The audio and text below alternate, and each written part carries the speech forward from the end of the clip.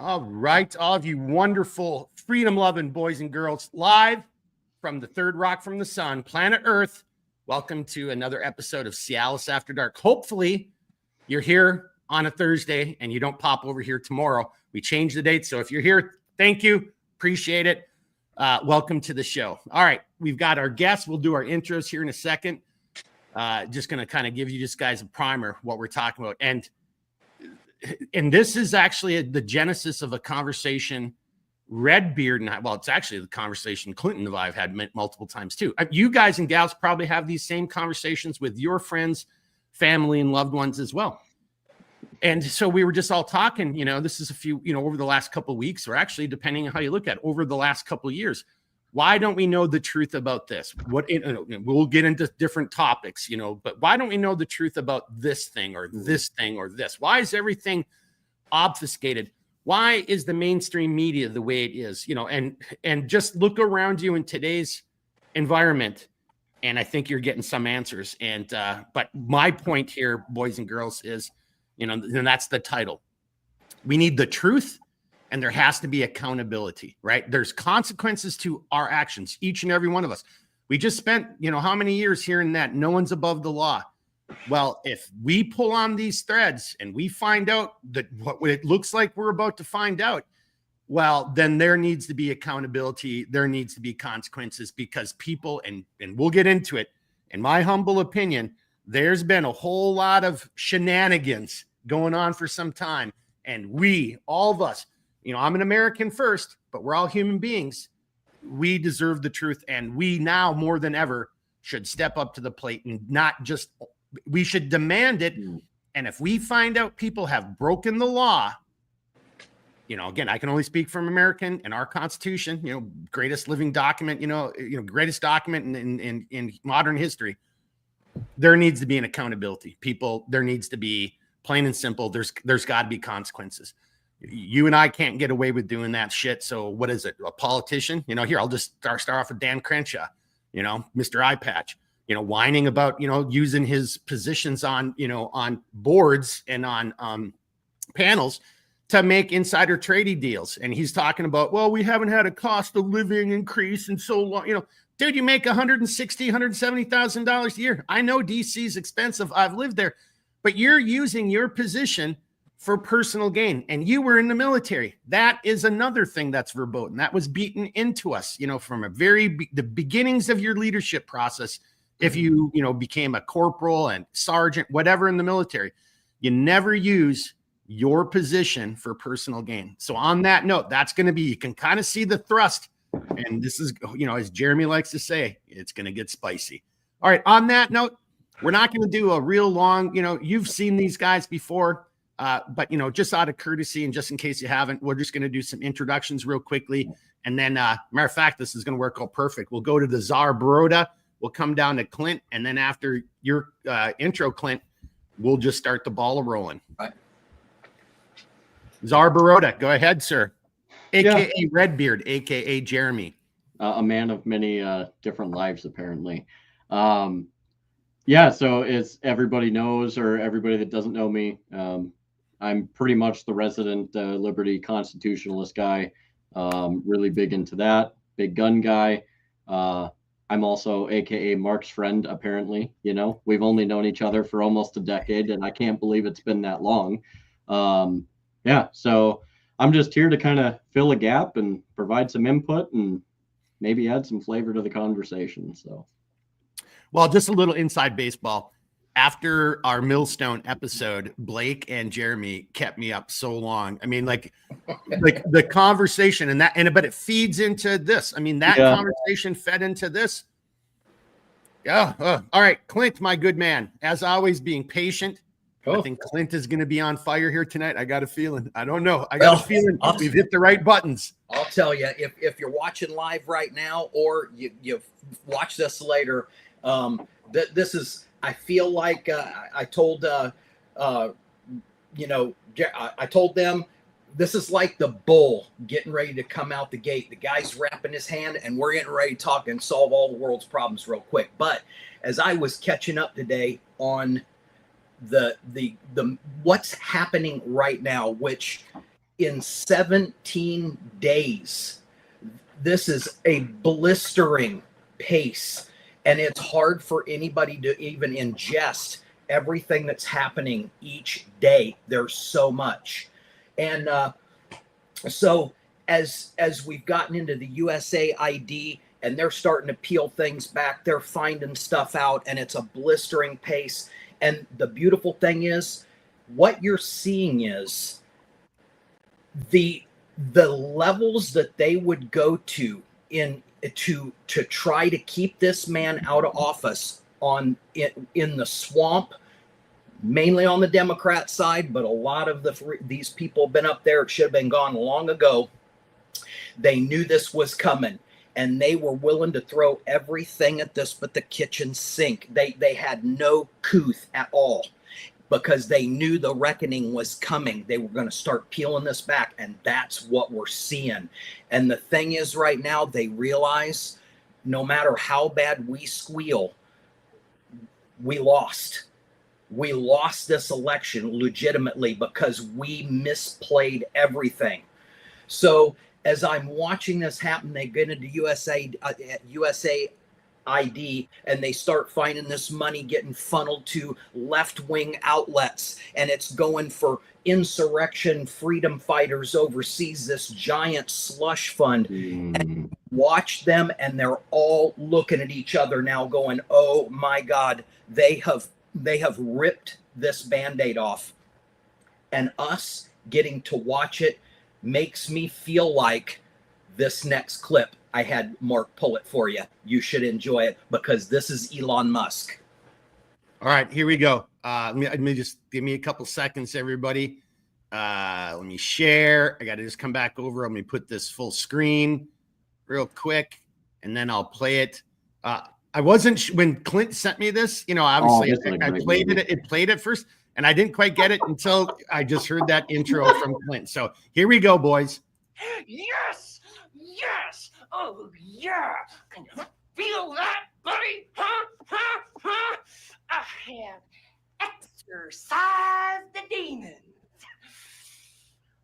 The house is clear. Finkel is Einhorn, and Einhorn is Finkel. I'm telling you, the stuff that is being exposed and sitting there watching and catching up a little bit today on some of the new current events, that's all I could look at as these people. The Democrats are literally trying to get into the USAID, and they won't let them in there. And it was like, man, boy, that fair play, it's hell, isn't it? Because I remember some senators trying to get into the jail down there in DC, and you all did the same thing. Fair play. Hey, okay. Just a couple shout outs from everybody. There's actually one kind of funny comment for you as well, Clint. And then we'll get into we'll start going in with, but we started off with both feet right there. That clip, I think it's perfect. Clint, you've been a little bit more on the positive side, in our conversations about this. And, I guess I'm not black pilled. I'm, as Jeremy likes to say, what is it? I'm cautiously optimistic. Yeah. I mean, all of the wheels can still fall off at any time. We're not anywhere out of the woods or anything like that. We're not clear. Yeah. And this economy, what they've done to our economy, inflation, and if nothing else. Let me jump in, Mark. And just where you're going with that, what's amazing is they've literally exposed the money that they were using to funnel through Black Lives Matter to start and pay these protesters. They have disrupted so many things. And I mean, the level of this it's staggering when you start thinking that this USAID actually came from the Bay of Pigs. This started all the way back then and morphed into this so they could go disrupt other governments' elections and stuff that was going on around the world with money. The list is long. It is so long. Amazing. All right, we'll get into that here in a quick second. Just some shout outs. We got Gene from across the pond. Gene, Thursday night, you're a trooper. God bless you, sir. Woo, big woo for Gene. We got Henner Ben, Minnesota checking in. Snowshoe, Snowshoe Dave checking in from Southeast Michigan. The Husky Bunch from, and you got to do that. That's not a typo. It's Minnesota. So like, oh, I'm from Minnesota, eh? You know, I think that's, I don't know. Everybody said I had a Minnesota accent. And I'm like, no, yeah, sure. Yeah, we don't talk like that, you know. They're like, you know, well, I saw that in the movie Fargo. That's North Dakota or so, whatever. That's not Minnesota. Shit, I just almost realized I probably failed my geography. That is North Dakota, right? Or is that South Dakota? Fuck, I don't know. Fargo, wherever you are. God bless you, Fargo. Then kind of a comment and a joke though for you, Clint. Gene wants to know if Nemesis Night Ops will be the preferred camo for nighttime fun over here on the Cialis After Dark. I certainly hope so. Yeah, right on. We all got to get some Night Ops camo jackets or something. AVV's in the house saying, and to your point, Clint, as you were doing your kind of like, you know, the winning, and he's like, awesome, isn't it? Hey, we got John Dunphy, aka Gimli, reporting from duty in the HVAC van. Whoop whoop. And then Gene is just making a joke, more like Black Lives Matter. Yeah, more like it. Well, so I, you know, again, and somebody say, "Oh my God, what a bunch of racists." No, you're already missing the point, and that is the crux of our argument or our conversation here tonight. We need the truth, the real truth. You know, and again, this goes from everything from what the hell were those drones all about? You know, I'm not satisfied with the Trump administration's answer. I kind of call bullshit. I'm like, you know, if that was the case, why didn't they say that? And also, you made two contradictory statements. Hey, it was the FAA. Oh, and then on top of that, it was hobbyists. Well, hang on a second. Which one fucking was it? You know, like hobbyists don't have. Last I checked, none of us can go buy a car-sized drone. You know, that morphs in and out of time, space, or whatever, you know, type of stuff. So, like drones, JFK, you know, the shooting, the original, the Vegas shooting from years ago, like that whole thing. What happened in New Orleans, you know, that terrorist event, or at Trump Towers in Las Vegas, that, you know, more recently. You notice how all these things have just died out. Hey, somebody drove into one of the gates at the White House, and they were trying to like, look at all this Nazi paraphernalia and all this. And the guy was like from Pakistan or something. You know, school shooters. Are there really aliens? Have we really gone to the moon? You know, like all of this stuff. You know, to me, this is my cautious optimism. And maybe, you know, turn it over to whoever wants to jump in. We don't, you know, because right now I'm just kind of going all over. But, you know, we'll get into some specifics. But like that needs to happen. We're grown-ups. This is the adult table conversation. You know, oh, well, we can't tell people about, you know, UFOs or whatever because they wouldn't handle the truth.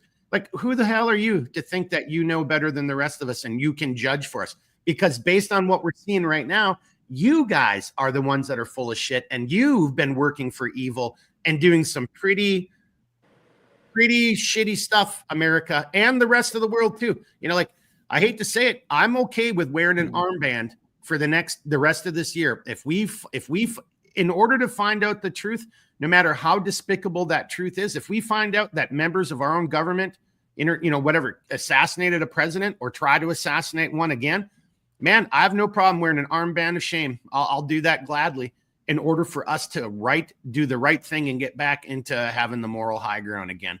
All right, so maybe we start off there. Truth and consequences, boys and girls. Czar Baroda, Redbeard, you want to jump in on that first? Sure. Okay. So I'll kind of go off of that. I mean, because there's so much to go on. And I do just, if you don't mind, I'd also like to kind of add something to what Clint was talking about with the USAID. And let's not forget the National Endowment for Democracy, which is another sham organization, which has done nothing but sow discord everywhere it goes. But, you know, there's something that I've been seeing a lot of lately, and this is the one positive thing. This is my one positive that I believe everybody should look out for, and definitely pressure all of your state's representatives to definitely pass, because if war is not the thing that you're looking for, at least this will help us hopefully have a constitutional approach moving forward. And Defend the Guard in Minnesota has passed the Senate and it's going into the House. It's been accepted widely in the last couple of weeks in many different states. There's a huge push for Defend the Guard. And why is this important? Because what it does is it stops the federal government from just being able to utilize the National Guard willy-nilly, just the same as any other, currently active service, whether it's Marine Corps, Army, the General Army, or Air Force, Navy, whatever. What it does is it puts a crutch in, or it puts kind of what am I trying to think of? It's a prevention is what it is. And it says, hey, unless Congress, which is the constitutional way they're supposed to do it anyways, unless Congress formally declares war, you cannot take the National Guard and deploy them at all, which is the way that it's supposed to be to begin with when we deal with wars. But this is huge because what it does is, one, it keeps the guards in the states, serving the states, supporting the states, protecting the states, and doing all of the things that it's meant to do. Two, it keeps us from sending them to unjust wars, illegitimate wars, wars that we have no business being involved in or creating. And when you look at things like USAID, the NED, and Clint has brought this up already, like if you look at all the places that they go, I mean, you show me one place that they haven't gone that hasn't resulted in some type of chaos, disruption, conflict. I mean, and I just want to remind people, like, that means like there's the potential for your son or daughter, if they're in the military, to get sent to a place that we don't need to be. And I'm very, very like staunch, like I don't like war. It's not something you should just be walking into at every turn, every moment that you choose that you dislike something or whatever the case is. Like, we have to be very, very deliberate when it comes to this stuff. And getting rid of USAID and, again, the National Endowment for Democracy are crucial steps, but so is also supporting Defend the Guard. We need to make sure that we are defending the people that are in positions to defend the country. Full stop. So that's my positive and I guess somewhat realistic approach at what we're talking about, at least in terms of that type of stuff. So Clint, I'll bring it over to you. I didn't know Jeremy was going to bring up that Defend the Guard, but you could look at, again, what does the Constitution say? It clearly says these aren't, again, the Constitution is not a list of positive rights. These are negative, like this is what the government cannot do. And, the language is clear, and then, so to me, part of the, hey, cautiously optimistic, national reciprocity. Like the Second Amendment is the Second Amendment, and now I wish Blake was here because, Blake as a gunsmith, very attuned to a lot of, the inner workings of, how to manage, handle, sell, everything firearm related, and all the bureaucracy behind it. And, we might see some landmark cases where, because that gets us like, hey, if you don't like the Constitution, well, then we have a process, go through the process, make an amendment or change it. But until then, here is the law, right?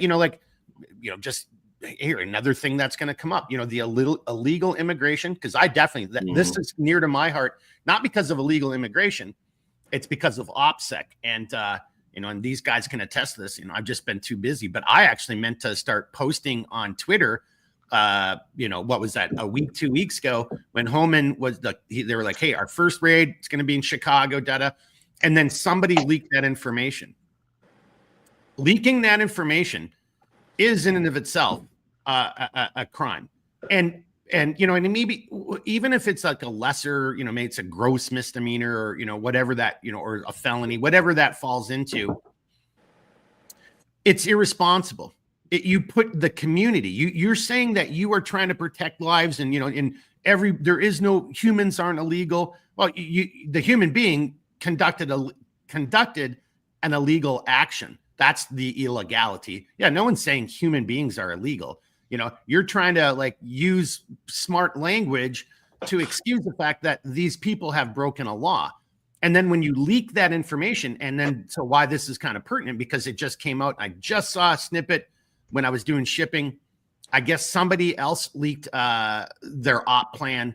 Again, so that's 2 leaks now. This puts your community at risk. You know, if Tren de Aragua, right, or Tren de Aragua, however you want to say it, you know, in Spanish or English, you know, they're a criminal activity. They're a criminal organization. If they know that ICE is coming to, you know, building 1 or whatever it is, you know, you don't think that these guys might consider setting up an ambush?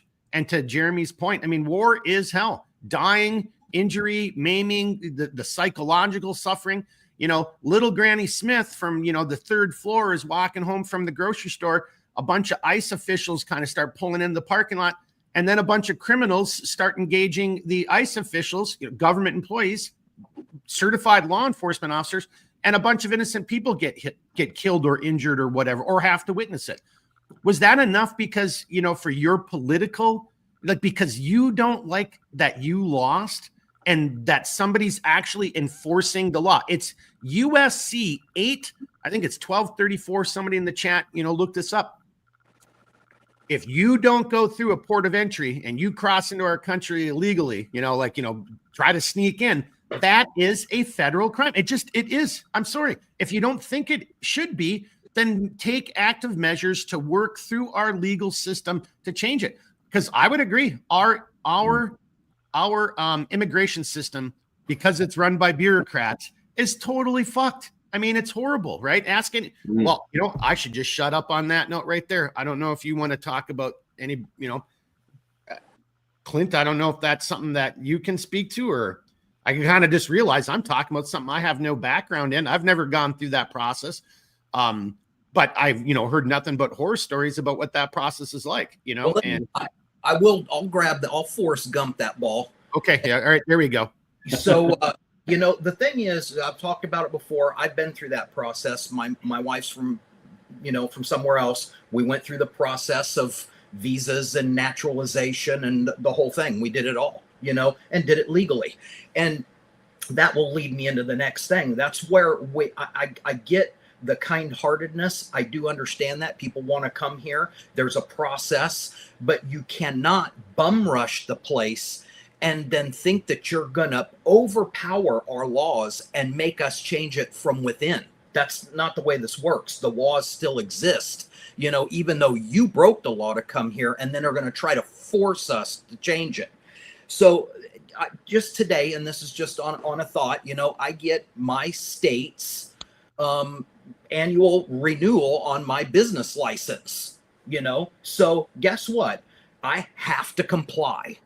You know, if I don't comply, I start the dominoes for me to break multiple laws, you know, and I live here, you know, and I cannot break the laws and walk away unscathed. So I understand everybody's argument, but you cannot have people here that have broken the law right off the bat. And then you want to see protests in Los Angeles where they're going to disrupt commerce and travel and all that kind of stuff. The stuff up in Atlanta, I get it, you know, but you can't be doing that. Doesn't help your cause. Leading me into the next thing, and I'll pitch this off to Czar Baroda. I like saying that. So I'll pitch it off to him, and he can go with this. Today, right off the bat, Pam Bondi, bam, out of the gate, charges against the governor and the mayor of Chicago. Okay. Yeah. You are breaking the law. And then they sit there and say, okay, we're going to play this game, but now all we can really do at the end of it, once we start the paperwork, is really sit back and pull some federal funds from it. I don't know about anybody else, but at least while I was in the Army and I was in charge and I swore an oath to be in charge of people, you know, I was responsible. If you swear an oath and you're the governor or you're the mayor, you have sworn an oath, and that is you are ultimately responsible. So if you break the law, you should lose your job. You should be recalled. If the federal government has a job to do and comes in there and says we are now charging you because you are you know, denying us our ability to do what we're responsible to do, Those two individuals should be held personally responsible, just like me obeying every other law Yep. that we have to obey. Those two should be held. They assume the job. They made the decision. They should be personally, not the rest of the state, not all the funding, not all that. Those two politicians. There you go. Well, that's a great one, and let me just jump in before you come in there, Redbeard, because I like that's part of why we chose the words for the title: accountability, truth, and accountability. Like I couldn't agree, and like seriously, that's not even an adult table conversation. That's just a common sense or obvious. Like if the AG out in New York, like basically saying, hey, hospitals, you can ignore what the federal government just said. Keep on doing, sex change operations on, minors. Like flaunting it. Like, these people are out there just, totally flaunting it. What was that other governor, Clint, he even came out and said, hey, and I've got somebody, I'm hiding an illegal. Like, I want to see you try to come and do something about it. I mean, was that the one that he's going to put him out in the barn or in that guest house or something? But he said good luck, and again, and the way it's spoken, again, you're using clever words, but we all know what it means. That you broke up. Say it again. He is personally culpable for breaking the law. Yeah. Somebody just said it in the chat. Murphy. Yeah. No. And then, okay. So I don't even think there should be any comments. And you just mentioned Pritzker, and I can't remember what the mayor's name for Chicago is now. Whatever that guy's name is. Yeah. But look, the mayor in Minneapolis just did something very similar, saying, we're not going to help ICE. We're not going to do, I've instructed all of our officers to, hang on a second. So in a weird way, you just made it you made a personal decision to violate the law, and in a minimum to suborn or to, you are intentionally trying to degrade or attrit or damage legitimate law enforcement operations. You don't have to like cops, but this is legal, right? It's by U.S. code. So you are taking active measures to intentionally deny, disrupt.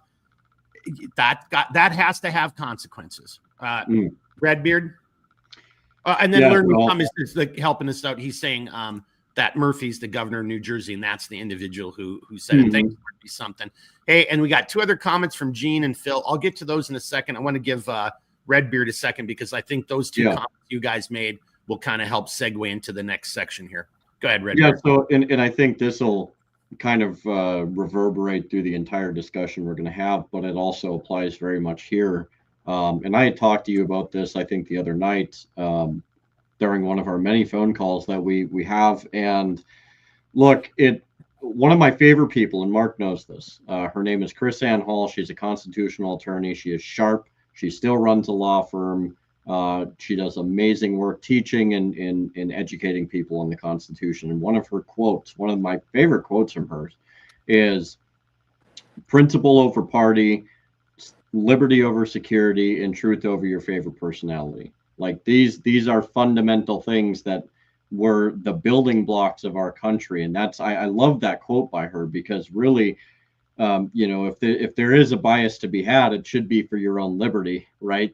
Surely that would be one thing you would assume many people could get behind, is the preservation of liberty and rights, and all that comes with that. And, when you look at that, and you look at how the Constitution is, I mean, there has to be not only, pressure put on the politicians that exist in the offices that they exist in, simply by their peers. But we have to remember that the impetus is very much on us. Like, it's not enough just to sit back and elect people. Like these individuals are a reflection of us. And what they do is a reflection of our involvement in this system. It was created that way. We are fundamental. We're supposed to have more power than the people that we elect. We delegate the authority for them to do their jobs. And so where I'm going with this is, if we are going to preserve our principles, if we're going to preserve our liberty, if we're going to have truth rise above personalities, even if it's your favorite person, we have to be involved in this. And we have to look at these things and be like, hey, look, New Jersey, you got to figure this shit out. And the people of New Jersey better come in and be involved, because if they don't, it's not simply enough for the federal government to be involved and to do these things. If the people aren't involved and they're asleep at the wheel, things in New Jersey aren't going to be fixed. It's the same thing in Minnesota. It's the same thing in any of our states. And so constitutionally, we have to remember where the source of that power comes from. And we have to make sure that these people are accountable in pursuing actions, whether it is reprimanding, whether it's actually getting somebody out of their position and putting a new person in that position. We have to understand the Constitution, and we have to follow constitutional procedure. And I stress this, and I'll end on this. I stress this because, look, I've heard it so many times in the last decade. You know, if it's okay if they just break the Constitution, we have to get this done. We have to do this. At what point does that stop? At what point? You don't preserve the Constitution, you don't preserve the Republic, you certainly don't preserve your liberties and your rights by allowing one infraction because it tends to be convenient or a little bit accelerated in the process. That's not okay. We have to get back to constitutional governance in order to preserve the Constitution. And that begins with us, not simply the people we elect, but it begins with us. So in the case of immigration, in the case of so many other things, look, we have to be involved. We have to be involved. We have to be educated. And we must demand that any actions that are taken are constitutionally aligned and the criteria is met for them to be done in the manner that they need to be done. So as I bring it over to you, Clint, just again, this list, and I boys and girls, you can't even keep up with it. The list of injustices and wrongdoing is long. And I think that's been part of evil's plan, and that's kind of what you hear people talking about Trump right now, that Trump's using their technique. Like, he's just, there's so much stuff come at evil. They don't know what to do. Right. And they can't keep up with it. They can't, find, fix, and finish the enemy, right? Because the enemy, they can't even, because the enemy's everywhere, right? And you can't fix it because you think it's going to be immigration today, and then it's a USAID scandal. What's it going to be tomorrow? I mean, again, this is why I think you see so many of the rats trying to jump off the ship, and you see so many people suddenly changing their tune, a little bit. But more importantly, again, Clint, you can go whichever direction you want, respond to Jeremy or me, or go into another direction. But I think it's so telling that, all of these people who are complaining about what Trump's doing, what is so obviously absent from their words is the fact that here's all this waste and corruption that's been found. They don't even mention that. Like, it's a completely different narrative and it's a completely different story. So back to Jeremy's point, we have a constitution, we have mechanisms, we have laws, procedures, all this in place, and none of it will matter. And I think that's what we just experienced. None of this has really mattered for probably, maybe take it back to Nixon era, maybe even before that. Maybe that's what Eisenhower was trying to warn us about on his way out. This probably actually does go all the way back to, World War I, kind of time frame. And then it really kind of got its claws in us, during World War II.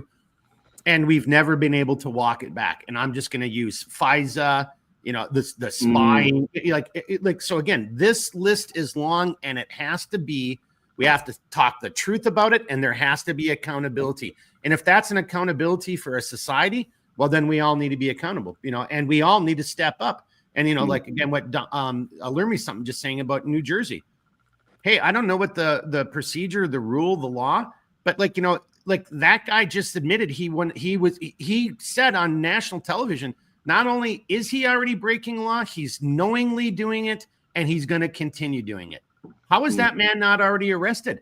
And just my final comment, Clint, give you one last little thing to think about. everybody knows what I'm, even if you didn't work in the intelligence world, you know, or have an idea, and some of it's true, some of it's overinflated about our technical capabilities.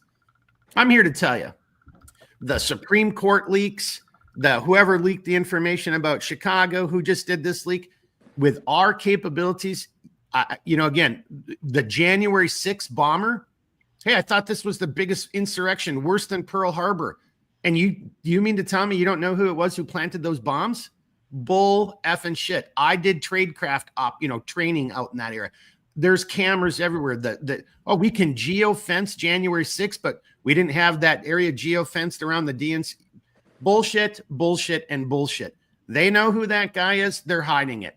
There's so much truth out there that we need to know. And those people who intentionally misled us or prevented us from learning the truth, there needs to be accounting. They need to be held accountable. And if they've broken the law, then there's got to be consequences. Clint?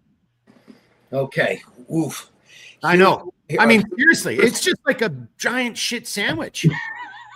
This one totally perplexes me. And I'll start out with saying, I have this bad habit.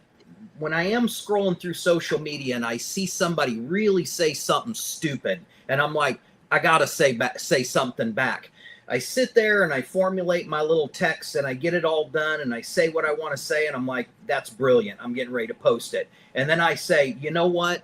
I'm not going to post this on here because all I'm going to do is attract all these people that are completely left wingers, and they're going to be looking at my profile. And it's just not worth it. They say you never argue with a fool. So I just walk it back and say, I feel better. I typed it out. Let's just delete that because I don't want to sit here and argue with somebody dinging my shit because I said something that was brilliant. Either way, this is the thing that gets me. So it was Cory Booker I saw the thing on, and I was going to say something. And I'm thinking, as I'm looking at this Cory Booker, and he's yelling, we got to go fight this. And they're, this is the worst thing ever. And I'm just thinking, hold on for a second. Is the worst thing ever that safety and security and accountability on the taxpayers' money? This is what you're saying that we got to fight against? So you lost. You just sat here and said, we lost the House, the Senate, the Supreme Court, the popular vote. He said this. He's acknowledging that he lost. They lost. They fumbled the ball. They lost it. We're back in control. So this dude needs to shut up and fall in line.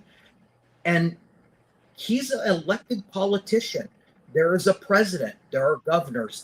He needs to say, okay, we're securing the border. We're going to account for money. We're going to get down the national debt.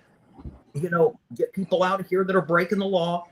And you're going to sit here, it's absolutely wrong that an elected official will sit there and acknowledge that they lost and then push back on the agenda that the administration is trying to enact.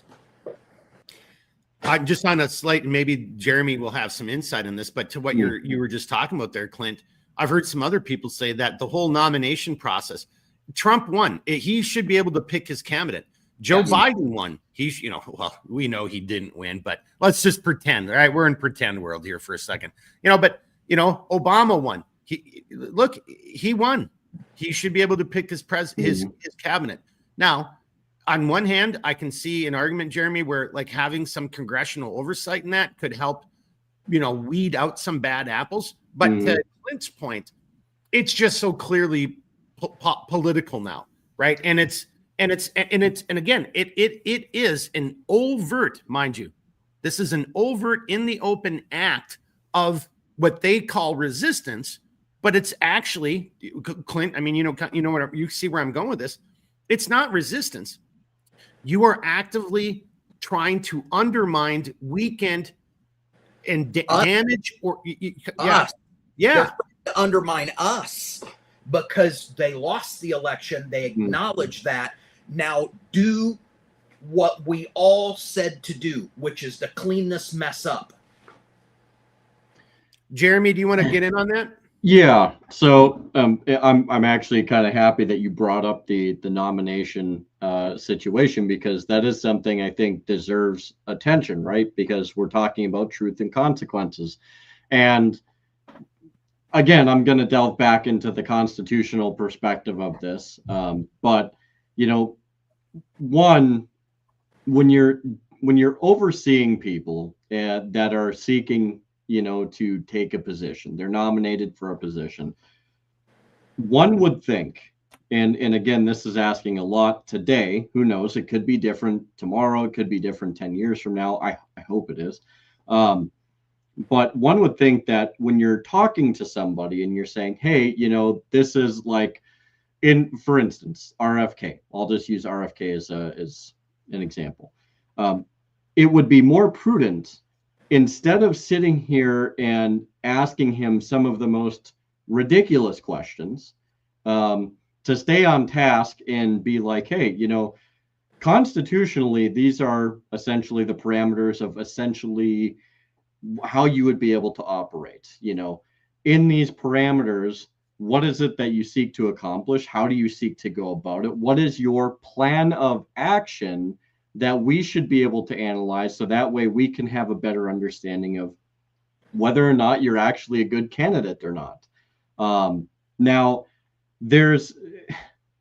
it's amazing because it's become such a clown show, and in terms of just everything has to be personal. Everything has to be like, oh, well, you did this or you did that. Look, if it's one of those things that one is proven, like without a shadow of a doubt, we have evidence and we have proof and we have all these things. Okay, I understand it. Yes, it's valid to call it into question. But when you're sitting up here and you're like, well, and this isn't necessarily pertaining to RFK, but to a number of different people who were selected for nomination, it's like, well, we saw that, you allegedly had these less than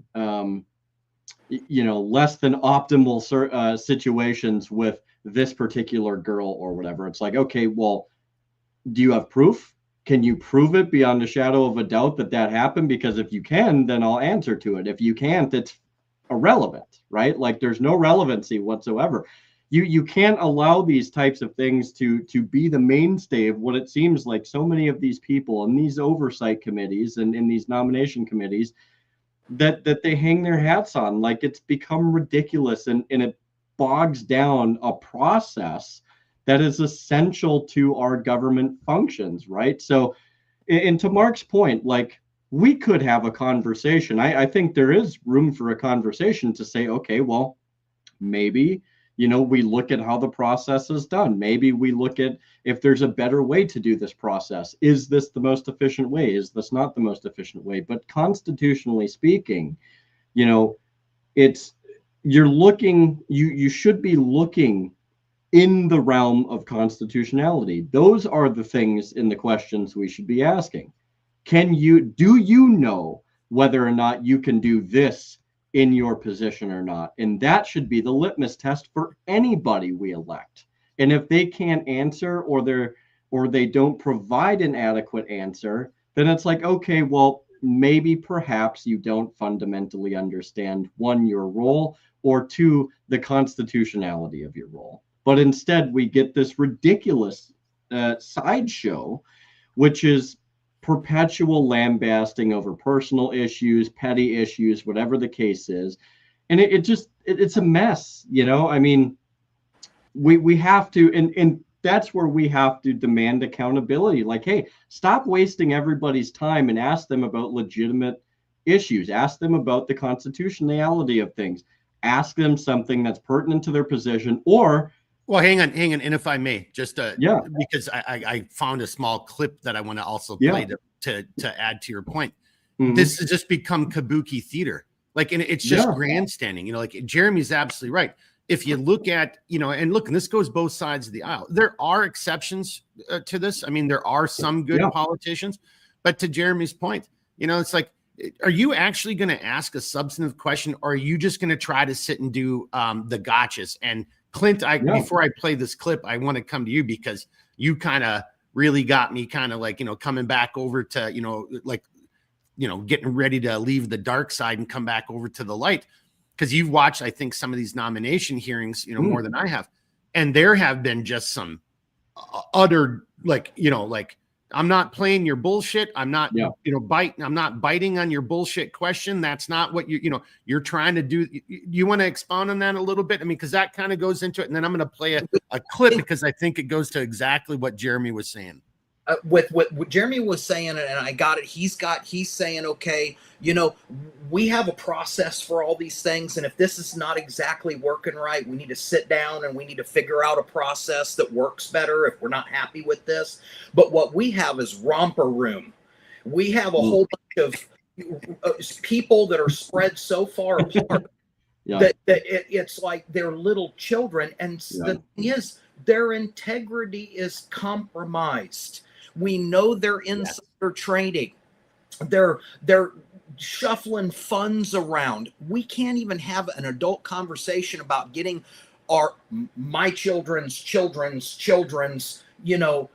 getting their money back, because all the money that we're using it's fake. It's monopoly money. There's no real money. We're in debt. We're all in debt, all of us, and they're trying to fix this. And we got Omar up there saying that, my God, we're having a hostile takeover of the government. No. This is how the process works. Yeah. This is how this is actually supposed to work.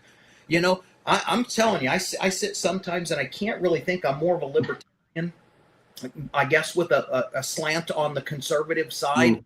But I sit and I listen. I'm like, I can't even get down on the level of most of these libtards. I can't even get there. I'm looking at the right going, that was a good question. You're an idiot. Well, here we go.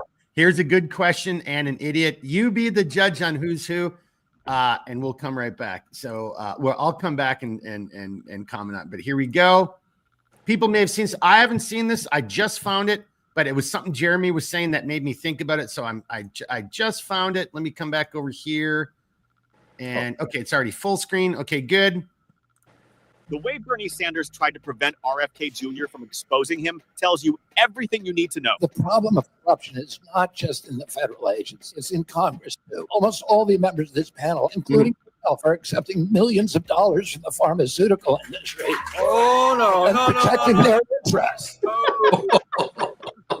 I got millions and millions of contributions. They did not come from the executives, not one nickel of PAC money from the pharmaceutical industry. In 2020, you were the single largest because I had receiver of pharmaceutical money from workers all over this country. Workers, you were the not a nickel of corporate tax. You were the single largest acceptor of pharmaceutical dollars. No, from workers in 1.5 million. Yeah, out of 200 million. All right. The way Bernie Sanders tried to prevent RFK Jr.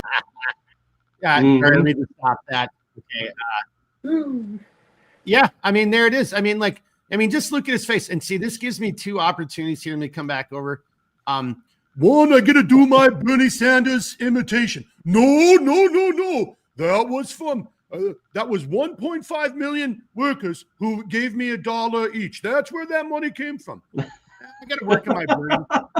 But I'm realizing that, after if I don't have these very often, but if I ever have a fun night and I maybe smoke like 2 real cigars, I can be a little RFK, if I'm hungover the next morning. I smoked too many cigars last night. And look, RFK has a physical disability that causes that. Bernie Sanders has a mental disability because I'm not joking about how he sounds. I'm just joking about the words that come out of his mouth. Because what kind of shit is that? I mean, if I yell loud enough, RFK won't be able to get the rest of the words coming out of his mouth so everybody can hear it. So I'll keep talking over him until he shuts up. Well, and then once RFK or anybody, in these nominations starts putting rounds on target, then suddenly it's like, oh no, okay, well, we don't need to talk about that. Let me move on to the next thing, right? And if I may, real quick, so Jeremy, actually, so not only may you, but that's where I wanted to go. Is that again, that kabuki theater, that accountability, 100%. Even our process, like you said, during these nominations, that's not what Bernie Sanders was so fixated on that little thing about onesies that had him, So he's invested. Like Bernie, how many investments, how many businesses are you invested in? Should we bring up your portfolio and talk, like, right. Well, and look, like, I don't have an issue necessarily if you have the panel that wants to do, interview these people for their positions, talk about financials, but at least frame the question in an intellectual way to where it makes sense and doesn't detract from the process, right? Like let me just fix Bernie's question here. Okay, look, Mr. Kennedy, okay, you clearly have, you've clearly have this business. It creates these onesies, et cetera, right? What did the financial area look like that? And is it something you're still active in, right? Like, it's a very general question. You get his response, and then you move past it and let people decide for themselves whether or not it's a good, you don't have to sit there and debate about it. And it's like, look, that's the whole point of this, is to give that commission or that committee a sense of the person, not to sit here and perpetually freaking argue with them over things, right? Like, and to be fair, look, if you're going to ask a question like that, then it is only expected for somebody to be like, look, you're getting way too far afield with this question, so let's evaluate your actions and the things that you've done. And yeah, it might cause a little bit of discourse, but it might also bring the conversation back. It's totally fair. Like, if you're going to ask a question about somebody's financials or whatever the case is, that's fine. I totally understand that, because you should want to know, like, okay, do they have, like, are they invested in USAID, right? Like, or where does that money go? That's a legitimate question, in my opinion. And if they are, it's good to know that. But at the end of the day, like, let their answer stand for itself, and then make your determination down the road, instead of making this absolute clown show and arguing for like 15 minutes when you could have already asked him 6 more questions and gotten answers that you're looking for. Maybe substantive answers with meaning that we all are more concerned about. Like, I'm more concerned about, like, and I've seen a handful of clips, because I think RFK, well, I've got a soft spot in my heart for Bernie Sanders, because I'm working on an impersonation and I got to watch it so I can do better. Right.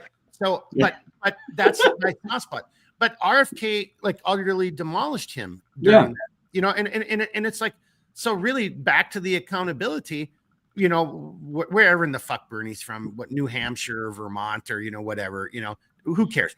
Why isn't anyone asking those questions? Like, Bernie, you seem so concerned about this. Why do you have 3 houses? What about your investments here? What about your, like accountability? Clint, I want to bring it back over to you. I saw you kind of making some notes. I think you got something to add on to that section there, or you've got another place to go.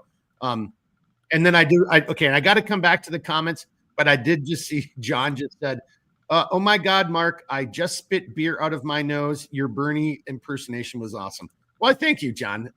And spitting stuff out of your nose, milk, beer, it's never fun. So I apologize for that.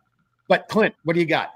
No, I mean, what Redbeard was saying, you get this process that they're supposed to get up there. And I can see, if somebody really has a serious, like doing a security clearance, okay, they may go talk to a couple of people that and hey, you grew up with this guy, was he a habitual thief? Was he a drug dealer?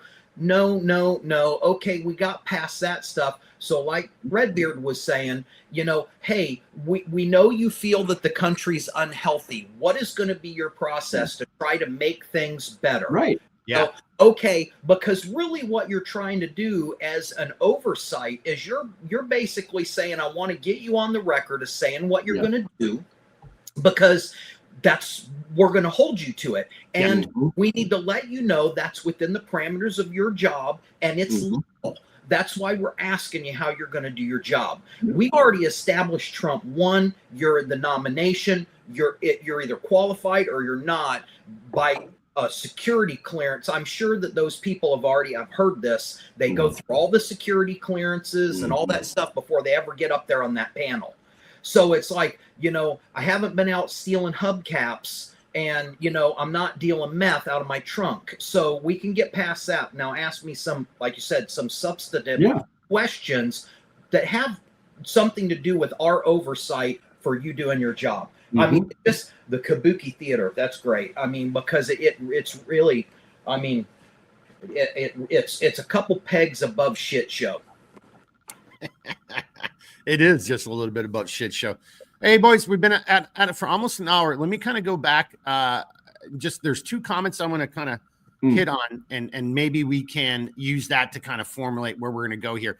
Well, so here, boys and girls, as always, I mean, like, those are all of my notes that I just, and I apologize to the guys here. I was going to like put that into an email and send it to them, but like there's so much you can't even keep up. This is all of like a 3-second, brain vomit. My hand can't keep up with my mind to write it fast enough. And this is just, and I'll read this maybe, because this is deep. This isn't just USAID, right? This is on so many other levels that we have to do this. But guys, give me a quick second. Let me just do some comments. And then there's two comments specifically that I want to bring up. And then that'll be kind of our segue into the next section. Learn Me Something was saying, okay, that's Governor of New Jersey. Here's where we left off. And this kind of goes to Blackbeard, or correction, Redbeard. Too many beards. I'm just going to call you Czar Baroda, so I don't have to call it. So then, Steven's Blackbeard, you're Czar Baroda, and I'm Mark. So there we go. See, maybe I should have a name tag. My name is Mark. I'm No Beard, and is that why you put me on the bottom? No, it's just how it comes in when I click on, whenever you come into the ready room. No way, man. You would be like, it should actually be the other way. It should be a pyramid, and you should be on top. You're the only movie star here. I mean, I was gonna say he has a good head of hair, so I think that really like balances, the beard to hair on head rig. Yeah, I mean, true. If I could see how he just did that, exactly. Fantastic. All right, we got Learn Me Something saying it's our responsibility to hold elected officials accountable. Yeah. That's the whole point.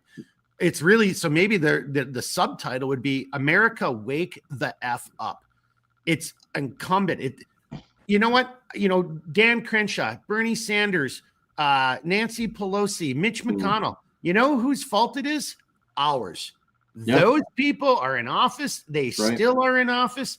Well, who's to blame for that? I mean, maybe there's people out there who love Mitch McConnell and Nancy Pelosi. God bless you. You do you. I'll just leave it at that. Man, but the thing is that there's just a certain amount of the constituency that is going to be blue pill no matter what you do. Yeah. You cannot. You can say the country wake up. Mm-hmm. The people that have the ability, that are never asleep, they know what's going on. The people that have taken the pill and they've woken up, and that's how we tilted this election. Then there's the other side that's like, put me back in the cocoon. I don't want to know, and some of us don't want to be that person. And that's such a great pop culture analogy, because if you remember the movie, the guy who wanted to get put back in the cocoon, who didn't want the red pill, he was willing to kill everybody else on his team. He was willing to let everybody on his team and humanity die just so he could get back into the cocoon and take the blue pill. Right. So that's a really good analogy. I should almost have that clip. Learn Me Something saying this was kind of talking about the technique that's going on. He's that DJ, the President Trump is blitzing them, overwhelming them with actions. But I think it's not just action. It's not action for action's sake. It's very focused and legitimate and targeted actions. Like these guys clearly, and I'll eat crow here. I'll be the first to admit it. But we're on the record in some live stream from last year. I'm saying they got to come in. Well, Clint, maybe it was with you on one episode, or maybe it was just a phone call with you. I was saying they've got to come into it with a warfighter mentality and operational tempo right from the beginning. No days off. Like you're coming in and you're basically saying, I'm on a 4-year deployment, with maybe a break every 6 months to go hang out with the family. Can I just add one thing here? What I want to people to be mindful of too is we must all, especially when it comes to the executive orders. Okay, executive orders are it's a very. Well, hang on, that's going to be too deep. Just save that. Let me just do the comments, because we could go in that, and sorry to cut you off, but that could open up a doorway or a can of worms right there, right? If I think where you're going to go. Yeah, I mean, to some degree. If it's just a short aside as opposed to that whole conversation we had the other night, then go for it. Yeah, otherwise, no, I should save for a little bit later. Yeah, I can keep it pretty refined, Okay. and if we want to revisit it, we can. Okay. The only thing I want to say about executive orders is before we go and we get super pumped up and crazy happy about all these things, one, we have to understand how they're to be used, where they're to be used, and how that implementation occurs, constitutionally speaking, because it is only within the executive branch that they technically constitutionally apply. That being said, the other thing I want to say also is, because of the nature of executive orders, everything that Trump does via executive order, constitutional or unconstitutional, I want to remind people that the next administration that comes in can either abuse those things or they can totally rescind them, scrap them, and get rid of them. So if you're looking for a particular outcome, what I want to advise people on is we have to be very, very conscientious of how we do things. And in the constitutional realm, if you want a lasting impact, we need to go through the proper procedures in the process for it to not just be overturned or for it to stand constitutionally. So we're talking about holding feet to fire in Truth and Consequences. This is me doing that. So, Clint, you want to add to that? I want to just toss that ball to me. So the one thing about Trump is he's walking into this job a whole lot more enlightened than he was last time, and we have separations of power. So, these things, every executive action can be challenged legally. Yeah. So he knows he has a mandate. He had set up with the Supreme Court the way it's set up right now with the nominees put in while he was in last time. He knows he has the House by slim margin, the Senate, the judicial, so he's in a good position to have things like birthright citizenship challenged in court and force the feet to the fire, because we haven't been able to come up, really look at this thing of what it was meant to be constitutionally and shove it in front of the Supreme Court in his 4 years and get it addressed, because none of them idiots that are taking payoffs up there like Bernie, that they don't care. They're just living their country club life and doing their thing. They'll tie this up forever. They don't really care because they're all rich, So we'll tie this thing up in court. But Trump has forced these issues with executive. You don't like it? Challenge it in court, because you're going to lose, because I already know how this is going to go. He's a lot smarter this time. Yeah. All right. Let me get these comments. But that's a great direction to go. Is to talking about that, right? But and hopefully we actually do have an administration and we do have individuals who are willing to hold themselves accountable and to be because they are, as Jeremy said at the very beginning, this is delegated authority. We have elected you.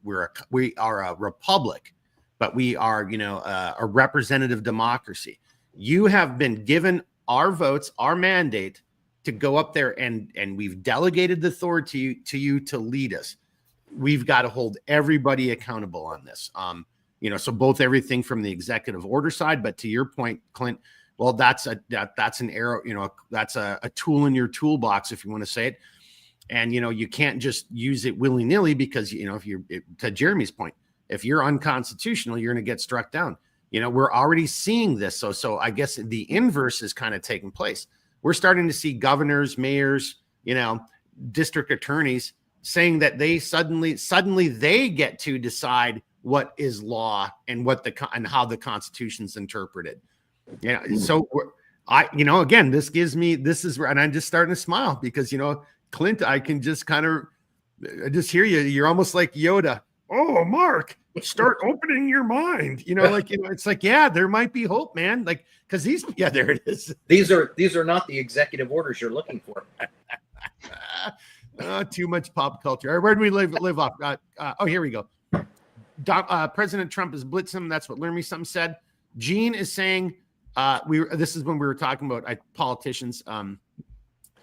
It could be Hollywood. It could be a whole bunch of different people in society, Gene, to tell the truth. But most, if not all of them, could not fight a cold, let alone a battle. Well, see, that's just another thing for truth and accountability I kind of want to bring up. John saying the Corps taught him that when you're served a sandwich, just pour some hot sauce on that thing and keep pushing forward. You're like, oh, this would be better with a little bit of Texas Pete. Yeah, woo, let's go, boys. Gene, I can't remember what we were talking about here, but somebody, I think that was my man. No, Gene, I did not have my ass handed to me on a plate. Somebody put the plate underneath my ass, and that's how it was served. No one who handed it to me, Gene. It wasn't 50 million. It was 250 million. And then those were donations. All from individuals, not PACs. Oh, but here's the evidence. Okay, we're going to move on to the next question. That's what he did. All right, John, I hope that made you, I think we may have already said that. I hope that made you spit a little bit of more beer out of your nose. And then actually, Gene's saying, I thought Marines didn't waste beard. John is saying, Clint, just grow a mustache. Now, to John's defense here, he's a former Marine. Did you have a mustache when you were in SF back in the day? Because that's kind of a little bit of an SF-y thing to do, right? Had the old relaxed grooming standards, but but anything down. Well, my wife likes this youthful look. Well, I was going to say anything down here takes away from just what you got going up on top, man. Just too much. Here we go. We'll just kind of finish these up, and then I'm going to go back to the two comments that I think maybe helps us going in the next direction. Well, there, the mustache. See, there it is. If he did, Gene is saying if you did grow a mustache, you'd look like the 1980s kind of SAS guys. There's actually a good movie about the what was that operation? I'm going to probably screw this up. I actually can't remember which embassy. It was the embassy takeover in London back during the 80s. And you only just see a little bit of because there was cameras. And you see the SAS doing the breaching operations. Yeah. But there's a movie about that, and it's actually not a bad movie. And off the top of my head, I do think they all had mustaches, Gene. You're probably right. So Learn Me Something, Wayne, and for you, Redbeard, saying you're absolutely correct. Legislation is the key. And then okay, here we go. So I guess I maybe, yeah, there it is. I guess I did make John kind of cough out some more beer, waste some more beer. All right, here's what I wanted to get at. These two comments, and hopefully this kind of shapes where we're going next. Gene started off with saying he thinks it should be an act of treason if somebody dies in service protecting their country, but their death was caused by leaked information. Maybe we do that before we go into the USAID question from Phil or comment from Phil, because this one we could probably address real quickly, but the USAID, that's going to go over to the notes and all the other areas where we need truth and accountability. What do you guys think about that comment right there? Yeah, here, I'll put it back up. So if you want to look at it, here, I'll just weigh in. That's why I really, and look, and I'll be the first to admit, I have a bias. I used to be an operations officer in the CIA.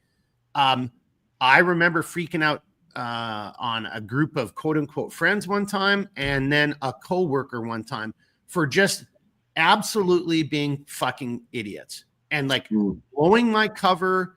Once one guy almost blew my cover, even though it was at a, out in the civilian world.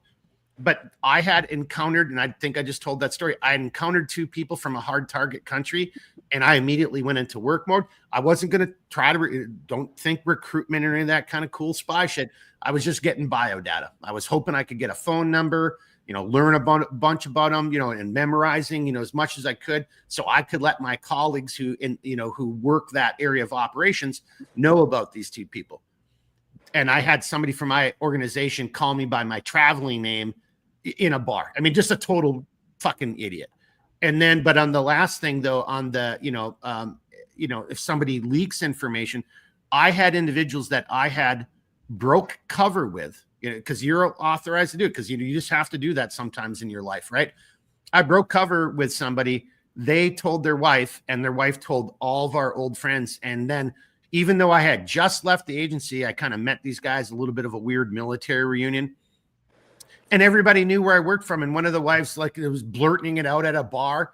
And I just left the agency. So there were people who knew me, who I had just done operations with. Like, that's where it really matters. Now, I mean, I didn't do anything so sensitive that, what is it now? This is, call it a dozen years, I think. Well, 13 years. Yeah. Okay. It could still compromise some people. And then but even if it compromised one person who I don't even know what they're doing, that could compromise an operation that has taken 10 years to develop. That's real world shit there, right there. So what do you guys think? Should we punish people who are just total fucking idiots like this? I've got one, and I'll throw it to Redbeard if he's got to put on top of this, because this leads. If I'm understanding what he's saying in the comment, let's look at Tulsi Gabbard right now with what's the guy, the whistleblower, Snowden. So Snowden. So they're trying to nail her ears down on this. You basically backed up Snowden. Okay, let me disassemble this a little bit. So if you're talking about somebody dying because of, leaked information or whatever, the semantics of that are, whoa, God, how are you gonna audit that back to who leaked that? Okay. I mean, if we're talking about, Miley saying, hey, we're going to get out of Kabul, and they go rush the gate and the Marines get killed and horrible stuff, that's pretty easy to audit. What was said, what was done. But I mean, now who said what to what? But you're looking, as they say, the victors write history. So, it depends on. Snowden comes out and whistleblowers all this stuff on the government. They didn't like it because they got caught, doing all the stuff they were doing. So they're trying to rewrite history. He's a traitor, but was the information that he put out true? Did this happen? Were you subverting our Constitution? Were you leaders doing this, or were you not? Because now this has turned into this game again here on this committee. You want to have a subcommittee on what Snowden said, how to get out, who did that, but you're going to play this game and trying to make Tulsi, again, she's going to get confirmed. She hasn't done anything wrong. She can do her job. She's a freaking lieutenant colonel, combat veteran, former Congress. I mean, she's basically, she can do the job. No doubt. But I mean, you're going to try to nail her down on whether Snowden's a traitor or not. I mean, I'll toss that off to Redbeard, see what he thinks of that. So I actually really liked the dish you served up. I believe you also put the hot sauce on there, so thank you for that. I had to harken back to the previous comment there, but you're not wrong. I mean, the thing of it is like there's so much that goes into something, especially as it pertains to Snowden, right? Like, look, he brought forth information that I don't even want to necessarily say probably that. If it didn't have something that would implicate certain individuals and crimes, they wouldn't have gone after it that hard. Let's just be honest. Let's cut through the BS. He did. And in the end of the day, where would we be today if we didn't have whistleblowers? To me, a good whistleblower is not indicative of treason. And we also have to understand that if we are going to change the parameters of what that is, our standard of treason in the United States is also constitutionally defined. So we would have to change that definition as to what it pertains to, and we would have to we would really have to have a good conversation about how, if that's even practical, because before you go too far afield, actually I think you're going slightly in the wrong direction. Like, I thought you were going to go in this direction. Did they actually commit treason? Did they, just by the definition? Well, right, yeah. I mean, like, that's hang on, is it treasonous to expose how your government has been stealing your money or committing war crimes? yeah. Like, you know, like, And that's kind of what I'm getting at is like, look, if you want to change the definition to encompass that, and that's because you want it to be that so bad, there's a process to do that, right? Like there's a legal process in which you can amend certain parts of the Constitution, how we deal with things. And I'm here to tell you, they make it very difficult for a reason, because it shouldn't be done over something whimsical, like changing the definition of a word. But again, so this is where we're getting this. This is still my point. We don't need to go down this long, mentally arduous legal road. Exactly. Did the man tell the truth or not? Yeah. Whether it's embarrassing and you don't like it, exactly. You know, and Yeah. Clint, Well, the thing is much like the J6ers, the current administration basically sets whether you can be a whistleblower or not, and you're protected under Whistleblower Act. You know, because, oh, you said something we don't like, we're going to throw your ass in jail. You know, we don't like it. You know, you went up there and you tried to, you know, constitutionally protest, you know, this election, you know, and as they were in there counting those ballots, and those states were going to say, we're not going to go ahead and do our electoral votes because we wanted an investigation, and all hell breaks loose, you know, and that there goes another one here. Let me go down that rabbit hole. 6,000 FBI agents investigating this when there's only, you know, 15,000 people. And that's what this administration focused on, you know, and that's what I'm saying, whether it's Tulsi and whatever whistleblower it is, you're not even protected, depending on whether the administration wants to protect you. And just to add quickly to what you just said, like, you know, and Mark even brought this up too, like, okay, the only thing we should be looking at is, does it fit the definition that we currently have of what treason is? If it doesn't, there's no discussion to be had. Yep. Pure and simple. Constitutionally, there's no discussion to be had. If it does, then we'll talk about it. Okay? But I think that, to our greater point of truth and consequences, to me, that says everything you need to know. Like Bernie Sanders and everybody arguing about USAID. Yeah. You know, again, or no one talking about the attempted assassination, you know, like, you know, of President, well, again, at that time, nominee Trump, right? But, you know, like, and we'll bring up some more of these comments here in the last half here, or the last hour. But that's it right there. It's like, there's, you know, like, in other words, like, you would hope that we would elect people who were adults. And if, you know, and if I'm the one on the panel, like it's me, Redbeard, you know, Clint, and two other people, and I just keep asking all these stupid questions that don't fit that legal guideline, that legal parameter that Redbeard is, somebody should say, like, Mark, you know, we're just going to turn off your mic. You know, this isn't about grandstanding. This isn't treason. You don't like it because you were getting kickbacks from Raytheon or whatever, you know, you know, open like the dictionary, Mark. Jeez. Cheese. You say cheese?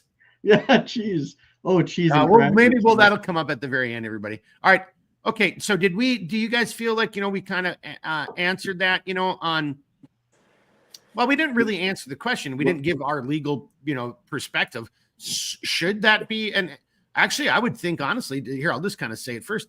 I actually think that there probably is some type of law already that actually says, yeah, if you leaked information and that caused somebody's death, you know, you are guilty at some, maybe that's only on the civil side, not the criminal side. You know, that I don't know, but I agree with that. And that's why, again, you know, back to our previous part of the conversation, look, you know, I'm not saying I support ICE or I support, you know, we, all three of us have had private conversations about, you know, police auditor channels and stuff, you know, we'll put that aside.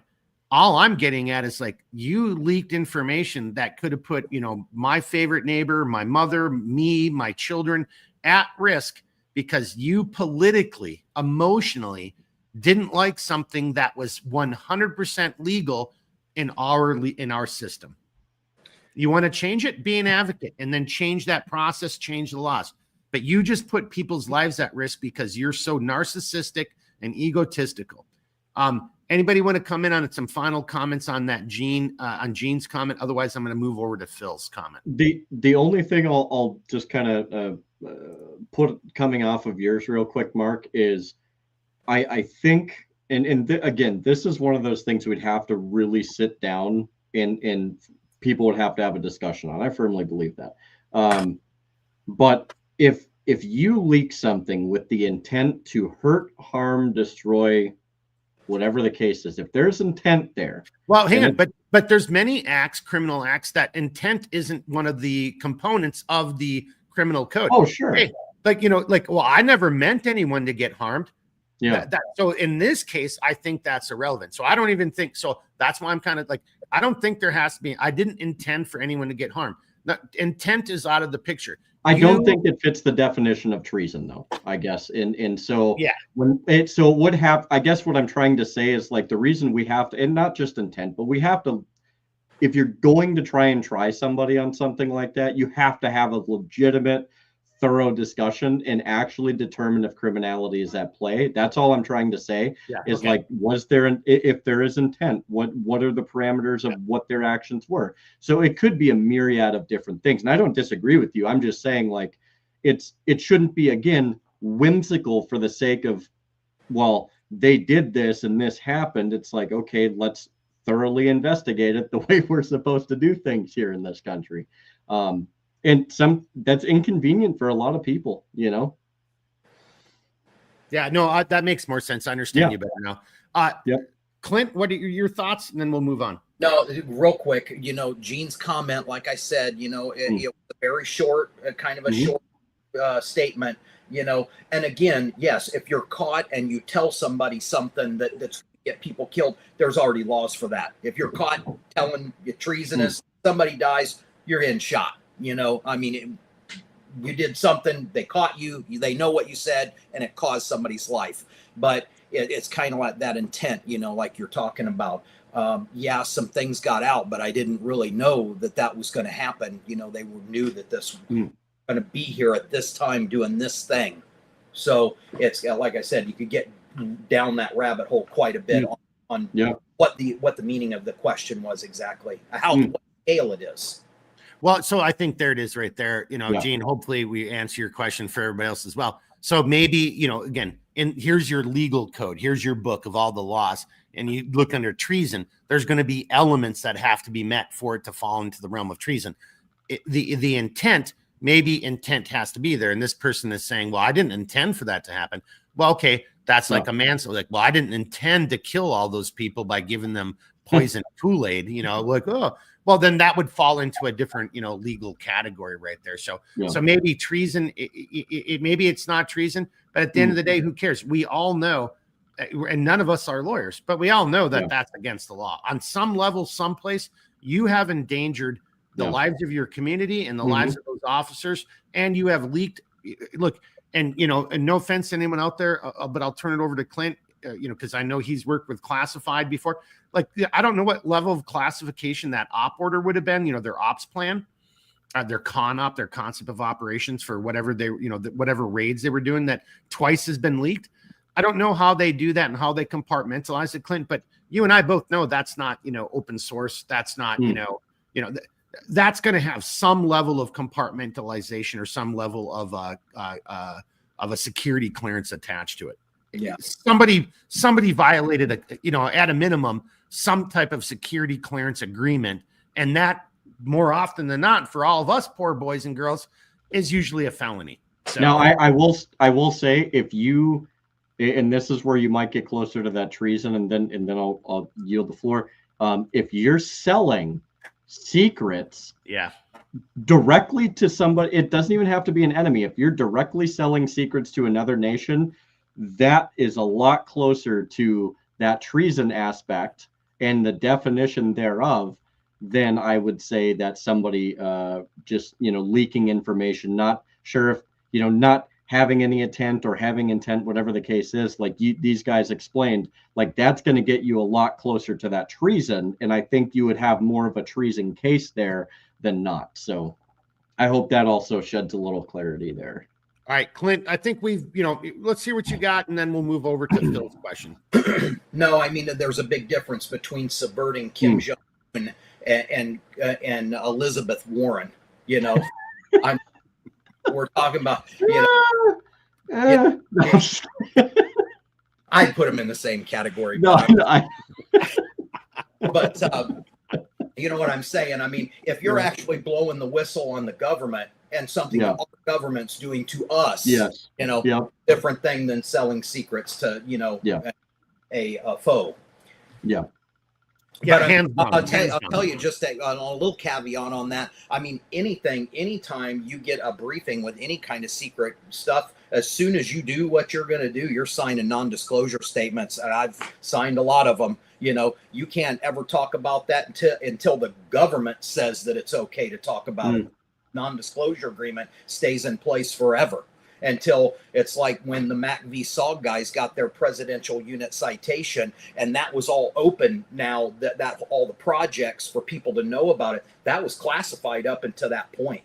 And that happened. Even though people kind of knew about it, it was like, that kind of stuff in legend, right?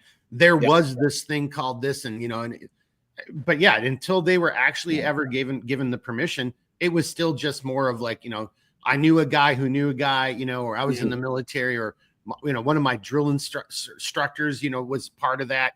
I had a bunch of drill instructors from Vietnam era. So yeah I'm old, so. Right. Besides the whole me being old, and it looks like we've got some more comments. I'll get to those later. I think I want to, if you guys are okay with this, we're at not quite an hour and a half. I want to kind of go to Phil's question. And because I think that's going to open us up to, I hate to say it, we're not going to even get close. I should probably not put that underneath the mouse pad. We're not going to get close to covering this. So maybe we just take Phil's question or his comment and then let that kind of drive us for the next 30 minutes, because I think this is going to hit on a lot of it right there. The other places where we need truth and we need accountability. And so here's what Phil said. He said, unfortunately, USAID is only a small portion of the federal government. Doge needs to go through the whole executive, the whole branch of the government. Yeah. Well, so he said executive, but I'm just going to say, I think as much as we can get away with there, again, this is the accountability part of it.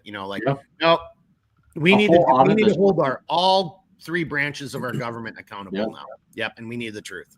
Jeremy, you want to jump on that? You kind of see. Yeah, I was just gonna say a full audit is definitely worth the time being put into it. I mean, and it's funny, like, have you ever noticed how those government types get really worried when you bring up the idea of them being audited for something, especially as it pertains to the Federal Reserve? The Federal Reserve, of all of the many institutions that really hates the word audit, they are like at the top.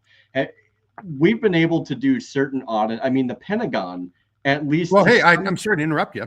Yeah. This is an area I'm going to argue with you on, and I might be wrong. The Federal Reserve is not a federal entity. No, it's not. It absolutely not. Like, it never should be. It never should be looked at. I mean, it's an illegitimate entity. It's not even a constitutional entity. And don't get me wrong, the Federal Reserve also has an amendment constitutionally, but it is an unconstitutionally enacted amendment if you understand how it came into its inception.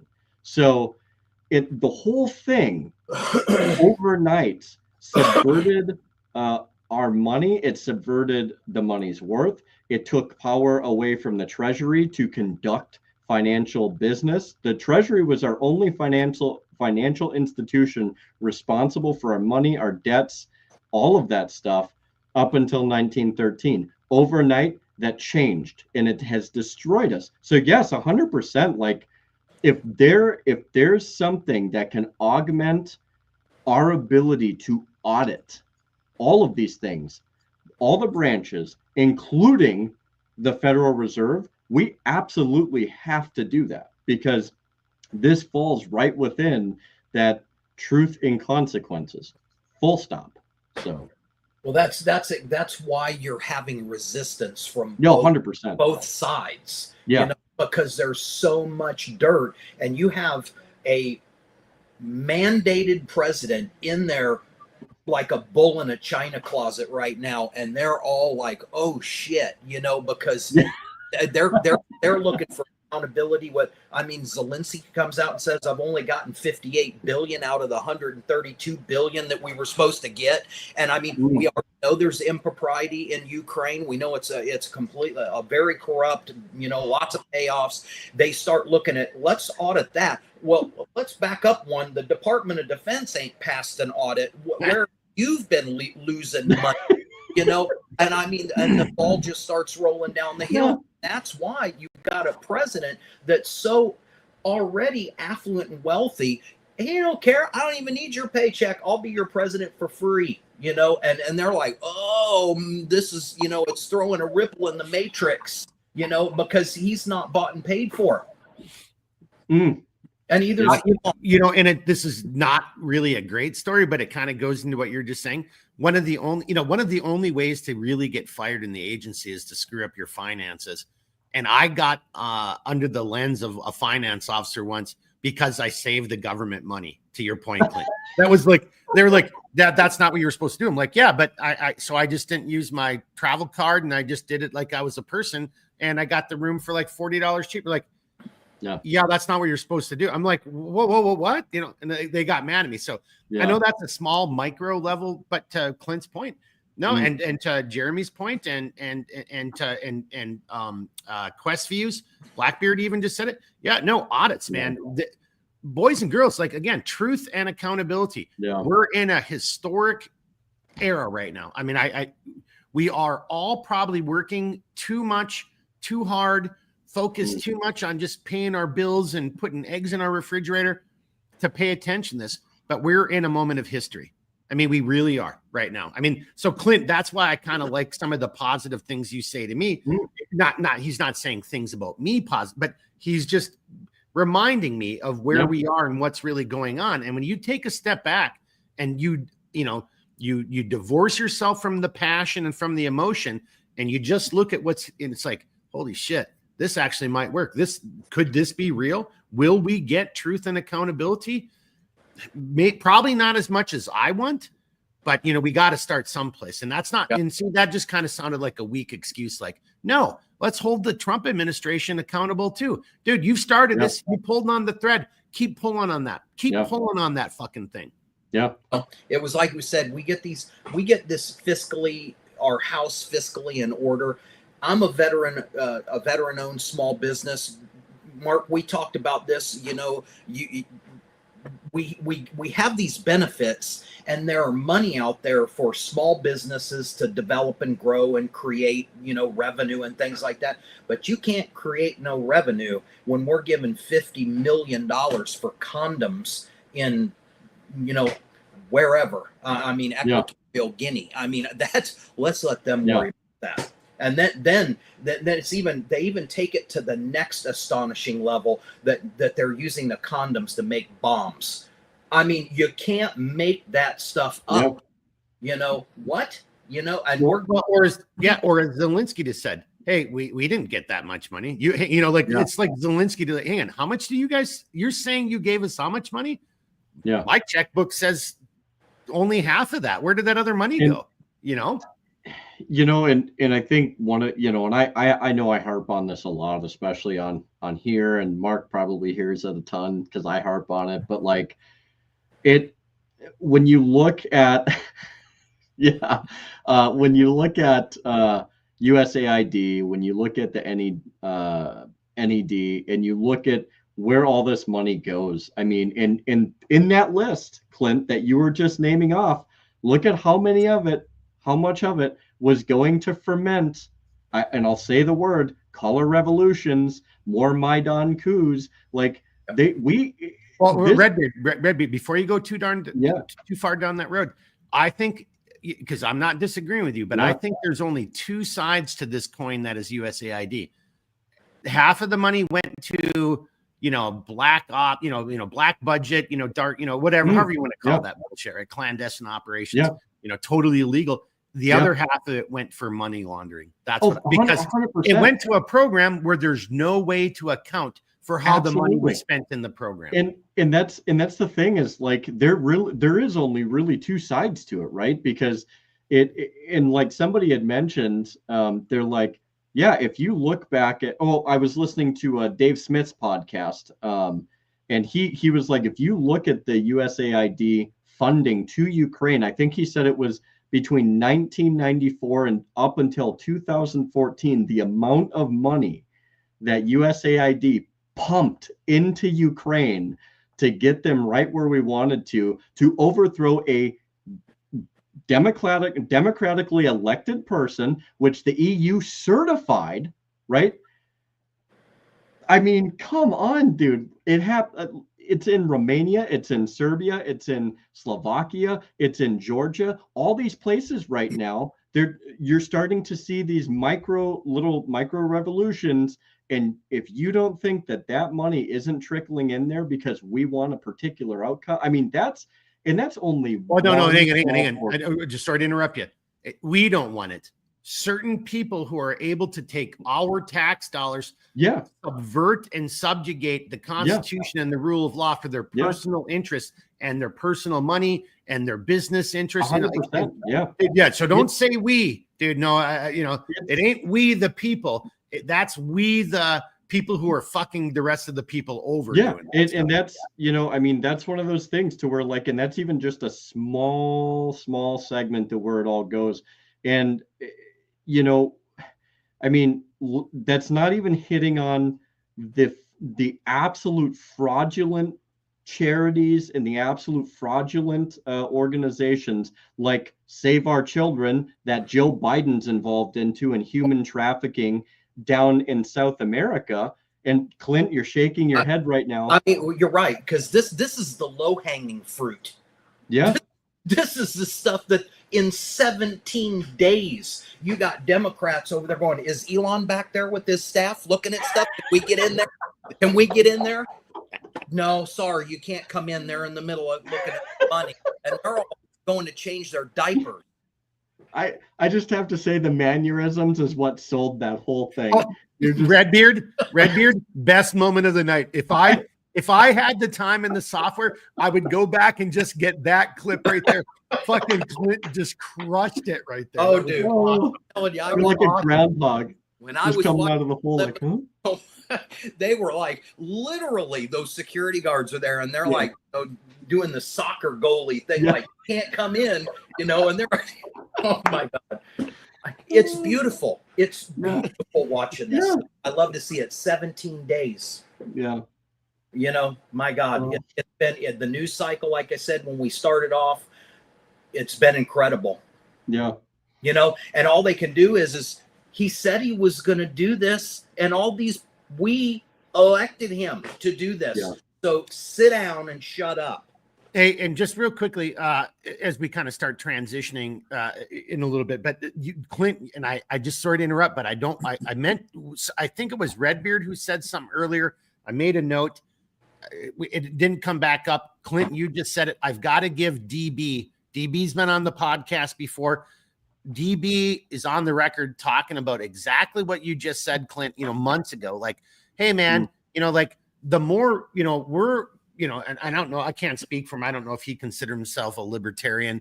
He lives out in, well, I won't say where he lives. I'm sure he's already said it, but, it's not my place to say it. But anyway, like everybody thinks that, oh, you were in the military or whatever. You guys are right wing. Like, you have no idea what we think. Most of us are like, romantic, idealistic, libertarian, maybe conservative financially or on some other family type of stuff. But like, we're pretty actually open people. DB kind of said something that you just pointed out, Clint. You guys asked for this. We were trying to play ball nicely and just stay like, back within the rule of law. And like to Jeremy's point, let's just keep it constitutional above board, and we can, but now you have forced the hands of humanity and you just got elected. And like you said, Clint, punk us out. You just had to punk us all out. Now we're going to have to get in your ass. I mean, seriously. I mean, like, what did you think was going to happen when the pendulum swung the other way? Do you think we were just going to pretend and ignore your illegality, your criminal actions, your subversion of our Constitution and the will of the American people? Look, so kind of this isn't on the list because I just learned about this today. Apparently, Steven Crowder is kind of breaking some big news of where some of this money was going. Dude, they were using our tax dollars to censor our own media and to censor, like you were getting censored because your tax dollars being funneled through USAID and, and all this cabal. We don't like those stories. Now, Elon Musk is a bad guy.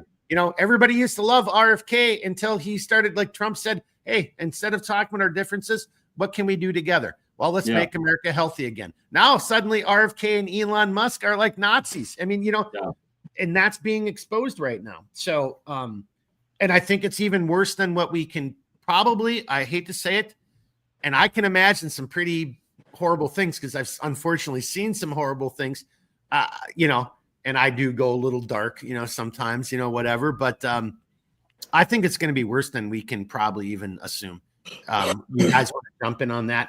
Or should I just read the list and then we go into that? I just want to make a final remark on the USAID in this particular situation. I sent you a text message of the he was a Georgian parliament chair, and I was Mark was probably just like, holy crap, just like calm down. But I'm passionate about this, right? Because it just is baffling to me how the parliamentary chair in Georgia, in the country of Georgia, not the state. Okay. I have to clarify that for some people. I know you're all smart, but it happens. But he was talking about all of the USAID that was involved in the turbulent times they just had recently and how they were trying to overturn the elections that they had there. And he writes up this whole thing. And then I'm like, Mark, like, why is it that a guy from the country of Georgia is like full blown, like quoting George Washington on his policies or his views from his farewell address? And if I may, can I say what that part of the farewell address is? So it's just one segment in George Washington's farewell address. Against the insidious wiles of foreign influence, the jealousy of a free people ought to be constantly awake, since history and experience prove that foreign influence is one of the most baneful foes of a Republican government. This is a guy from the country of Georgia that has it more figured out than most of the people sitting in our government. And what's amazing to me is he's not the only person from outside our country that has quoted our founders. I mean, think of the impact our founders had, that in 2025, people are starting to realize, like, hey, America's really got something. And in the quote of Benjamin Franklin, if we can keep it, and they're recognizing this. The world is starting to recognize, like, hey, like, even if we don't want to be exactly like America, they were onto something here. And we really have to bring light to a lot of these issues to preserve ourselves. Yeah, so that thing called the Constitution might not work for us, but there's some pretty good things that we can cherry pick. 100%, yeah. Yeah. And I just put another one up there. Actually, you gave me this quote. And I think just to keep your comments again, so this is where we've become, and this is nothing groundbreaking what I'm about to say. We've all thought this or said it someplace, in the last, 10, 12, 20 years. And that's why I'm kind of throwing up this ticker. It's like, hey, like evil has to destroy America. That's not a xenophobic, ethnocentric thing to say. It's just the truth. Like there isn't, and we have such major issues in our country. That's what we're talking about here. Truth, admitting that we have issues, and accountability and holding people accountable and having some consequences. We've got a lot of shit that we've got to look at ourselves internally and fix but the thing that we're talking about is we've allowed evil through our politeness, our courtesy, our like, oh, let's just get along. You know, we've allowed evil to take us down this path where we are now just finding out that your tax dollars were being siphoned into an amorphous government entity that was using that money to control your political commentary because it went against the narrative of the people who wanted to be in power at a minimum. All right. Like just let that sink in. As Clint has said, there's so much going on. Like, well, the good part is there's so much winning going on. It's hard to keep up. But, but prior to this election, again, I'm on the record, even just like, 3, 4 years ago, we couldn't keep up with actually even more than that. There's so much coming down the media cycle. We can't keep up with it. I think that was done intentionally. So we never asked the questions. Hang on a second. How is that not Hunter Biden's? But because some journalist said, but sure, like, no. Or hang on a second. Where did we get this information? From the British? Where did they get the information? From an American who was part of the Hillary Clinton, et cetera, et cetera, et cetera. Truth and accountability. We've got to break through this. This is probably, to me, as much as I really will be pissed off to find out that we've had advanced technology and we as a species could have been, colonizing or exploring the stars. I mean, I'm being very serious here.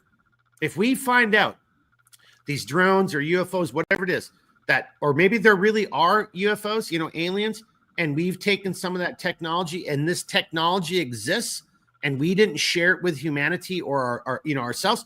And all of us have just been continued back to to Clint's point or reference to the Matrix. Are we just being used? Like, you guys just consider us batteries and chattel and slaves and all this stuff? Like, hang on a second. We could have been exploring the stars. We could have been you could have one little thing in your house and that heats your house for the rest of your life or powers your car or whatever.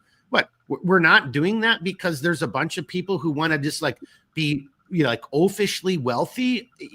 Again, see, that's the common ground to me and the liberal, I guess I am a liberal because I believe that. No, this is wrong. And if somebody's withheld that, then we need the truth. And then there has to be accountability. And if we found out that you've done something wrong, you guys stole Nikola Tesla's research and you've not then there's got to be some kind of reckoning. I mean, seriously. All right. I went on a little bit of a tangent there, guys. I apologize that, but that's how fired up. I mean, it's so deep. I don't even know if it's worth even reading this list. This list will fall so short of the areas in which we have been lied to. And I think the USAID is the first little thing on your little scratchy, what are those, lottery tickets, or whatever. You're scratching the one thing and you're like, holy shit, I've been lied to. What is the next one going to show me? It's like winning $1 million, except it never gets to you. It goes to somebody else. It's like, well, dude. Well, as Clint pointed out, that's got to go to condoms over in the, in Gaza or some other country where whatever. Yeah. It's amazing how far it unfurls when you start looking at, the Affordable Care Act. And I mean, they're putting certain things in food to alter things.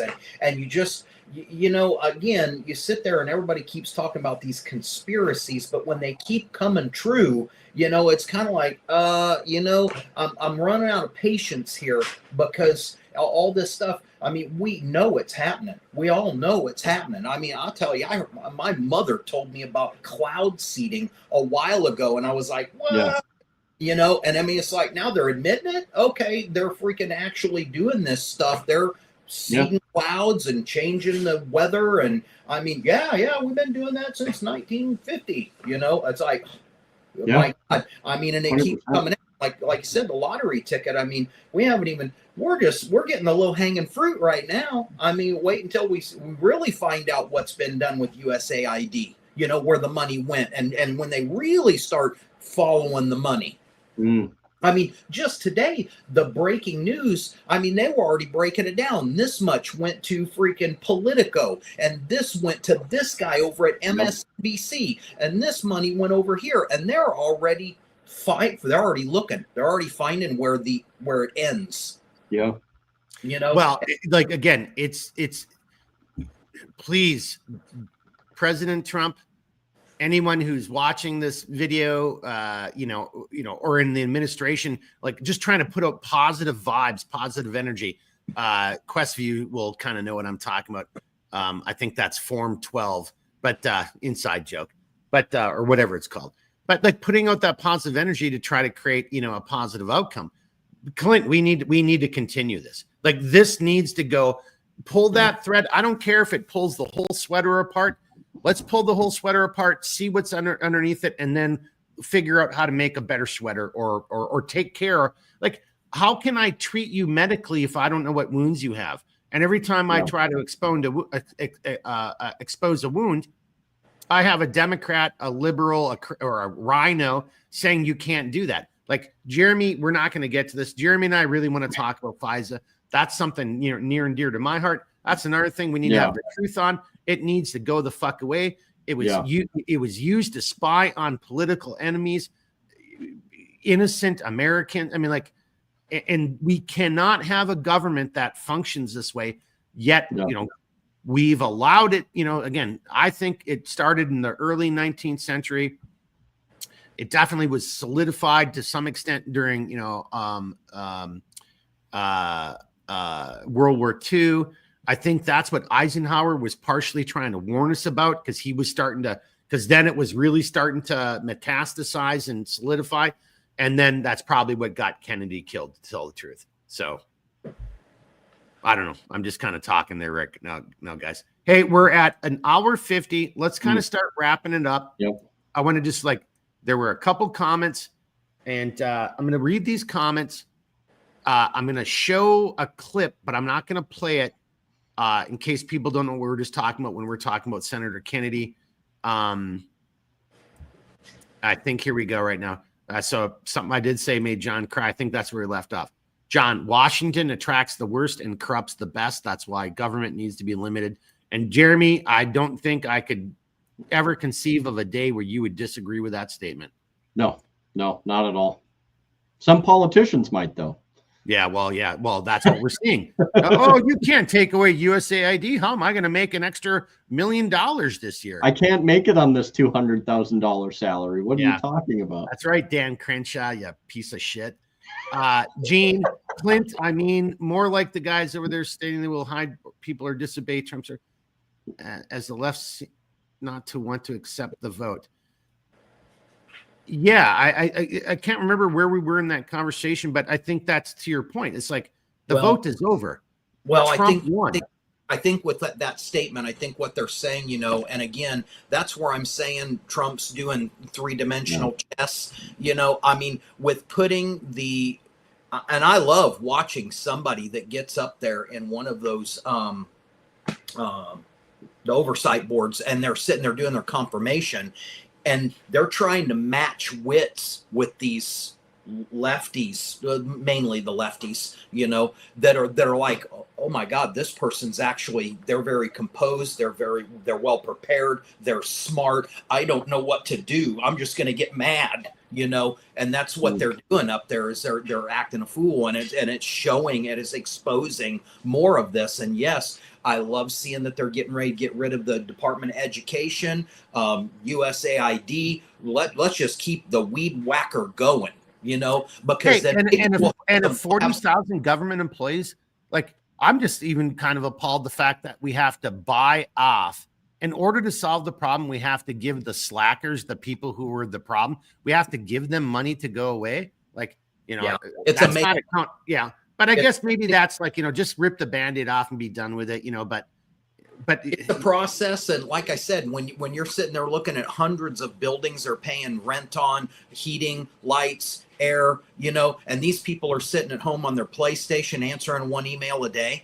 It's like, get back in the office. Oh, you want to come back to the office? We don't need you anymore. You Hey, know, and just in case anyone thinks that's not true, I just experienced it last week with the VA. I had a video conference, a video meeting with a VA rep, which was stupid because I already had done this with my civilian on the civilian side. But the VA is like, well, kind of made me, and I probably should be a smartass. Like, so are you telling me that you guys are the best in the world on this one thing? Like, you guys broke, I have to go through you on this one thing, even though that everybody else is out there doing it, but you guys are the best. That's what you're trying to tell me. But I sat 30 minutes in front of this computer right here, just in the same setup, waiting for them to show up, and they never showed up. And then I called and complained. I'm like, and they tried to say I was a no-show. I'm like, I was in the software, and like, no, it was an in-person meeting. I'm like, hang on a second. So you guys are so incompetent that you're trying to claim it was an in-person meeting. But then, even though I agreed with the person I talked to do a computer meeting, and you sent me a link to your software, I was inside of your, like, the digital stamps are there. Like, I'm just so badass. I did that all on my own. Is that what you're trying to argue here? Like, but all of this stuff needs to be exposed, and because that's wasting everybody's time and money, and they're not being held accountable. No, you guys fucked it up, and you did it either through, again, malfeasance or misfeasance. I'm not sure which one it is, but you screwed it up. And then now it's going to be on some weird VA record that I didn't show up for an appointment because evil will never admit their own mistakes. And that's why we need to have truth and accountability. And I will say, like, when you see all these people that were cut or just decided, I don't want to do this anymore, and you're starting to kind of see what I'm about to say happen. And I really hope that they take it and run with it. But once they're gone, don't fill the freaking positions. Like, just limit and mitigate and shrink the crap out of it. Like, we are so bloated in government bureaucracies, employees, agencies. There's a whole list of agencies that can go out. One of them being that, one of the areas actually is the Department of Education. I would argue that if we're going to have some staying power with that, legislatively destroy it altogether so it actually stays gone. But that's a great move, because what you're doing, and this is what I want to kind of follow up with, is now is the time to really get control of your states, get active in your state, create that grassroots movement, create that community, and start to work within your states, because the states have more power in more ways than the federal government does. That's where if it wasn't for the people creating the states created the Constitution creates a limited and defined federal government. Okay, that is the structure of power. The people in the states are up here, the federal government's way down here. Okay, hey, look, I just got to throw this over there. And again, I'm sorry, boys and girls, I am trying to be time conscious, and because these things can go for 4 hours, as we all know. So there was a bunch of comments. I posted some up there. I'm not going to be able to read all these. We just got kind of carried away. But Redbeard, the reason I kind of interrupted you is because, look, as much as I don't care about Californian politics, I'm not lambasting the people of California. I think it's just like Minnesota. We know where our crazies are, and we know where the rest of us who just want to be left alone. And but California, to Jeremy's point, isn't wrong for some of the things that they do.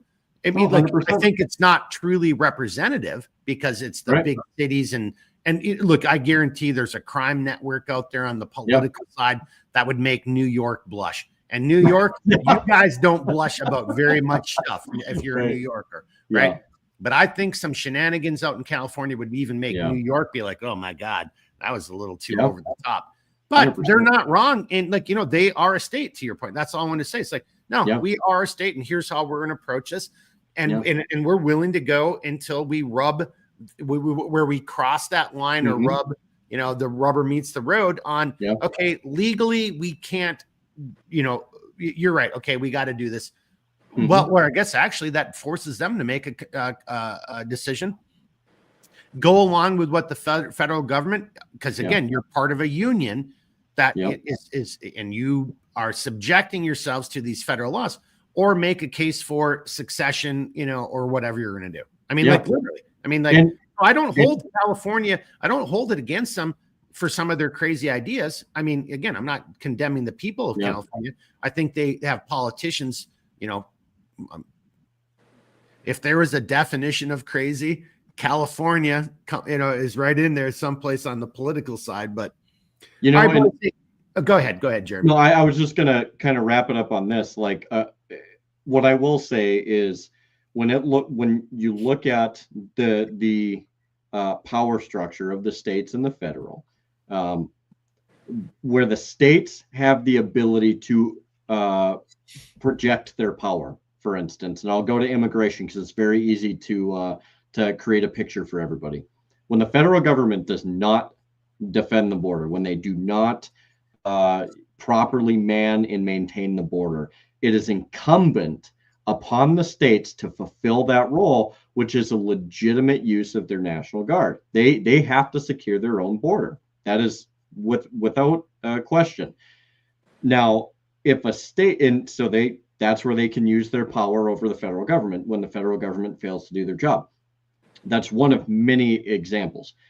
Now, if a state, however, defies constitutional immigration, as it were, now the federal government has a case to say, hey, you're violating the Constitution. And so they can come in, and then they now have a role to say, you have to do this. You have to do this. So it's one of those things to where understanding how this works is very, very important. And I, like I said, now is the time to secure your states. Now is the time to make as much progress as possible, especially when it comes to the Department of Education. People, if you want to help your children, bring the Department of Education back to your states. Bring that under the auspice of the states and have more control over the education. The federal government does not belong in education at all. Okay. And that's a whole rabbit hole and a conversation for another time. So I digress. I yield the floor. It's all yours. I'm going to bring it over to Clint here as we start wrapping up. But I just got to give a shout out to Daniel Dilly. I think I said your last name correctly. I hope I did. I apologize if I screwed it up. I'm just a stupid, Minnesotan. So, but we already kind of talked about that. But thanks for being here on the live tonight, Daniel. I really appreciate it, and I hope you found it entertaining and educational. I mean, or you just got some grooming. You're like, oh, maybe I should grow a beard. Although Clint's haircut is pretty sexy too. I'm not sure. It's good. And then my last comment here is that calm down, Marlon Brando. All right. Oh. And then the last thing is that before I bring it over, which I just thought was important to say, because again, well, Gene even said it too. I don't know if everybody can see the chat. I've heard some people that while you're watching this live, some of the things that I pop up, you aren't seeing in the chat for some reason. See, that's truth and accountability. Like, hang on a second. What do you mean? Why Google? Why can't people see this, or why are you suppressing it? This maybe could be a continuing, once a month episode, truth and accountability. And maybe that's what we should do to hold everybody accountable. So Gene had a comment there, but let me just come into John's final comment. John is saying that the American people have seen Trump change the political climate, and it's a win. And I think, Clint, that's kind of one of your main points, like 17 days. And that's why we did that clip. Matter of fact, I still have it. We're going to end it tonight on that clip too, but because it is good. What's up? But he's saying to Clinton, I'm going to turn it over to you, because people are starting to expect more from those who are running for office. So, as we kind of wrap it up here, boys, like, take it where you want. But I think that's also something that you can respond to, Redbeard. And maybe we are finally starting to wake up, Clint.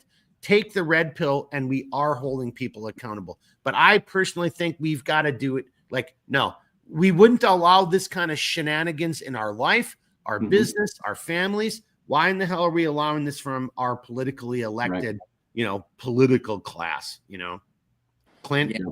Well, you're not really seeing the rats jump ship. They're getting pinned down by their tail. And that's making them squirm worse than just exiting stage left. They're literally getting caught right now. and they're panicking. You know, and really the gauge for most of this is when you see in 17 days that we went from a recruiting crisis in our Department of Defense. We couldn't get anybody to enlist because the morale was so low, the integrity was so bad, and they were looking at this going, you know what? I mean, I spent 25 years in the military, a lot of that during wartime, and you know, you're watching our countrymen lose blood and treasure, and then people are looking at that going, I'm not joining the military to have Joe Biden that doesn't even know where he's at send me off to some bull crap so they can pocket some money.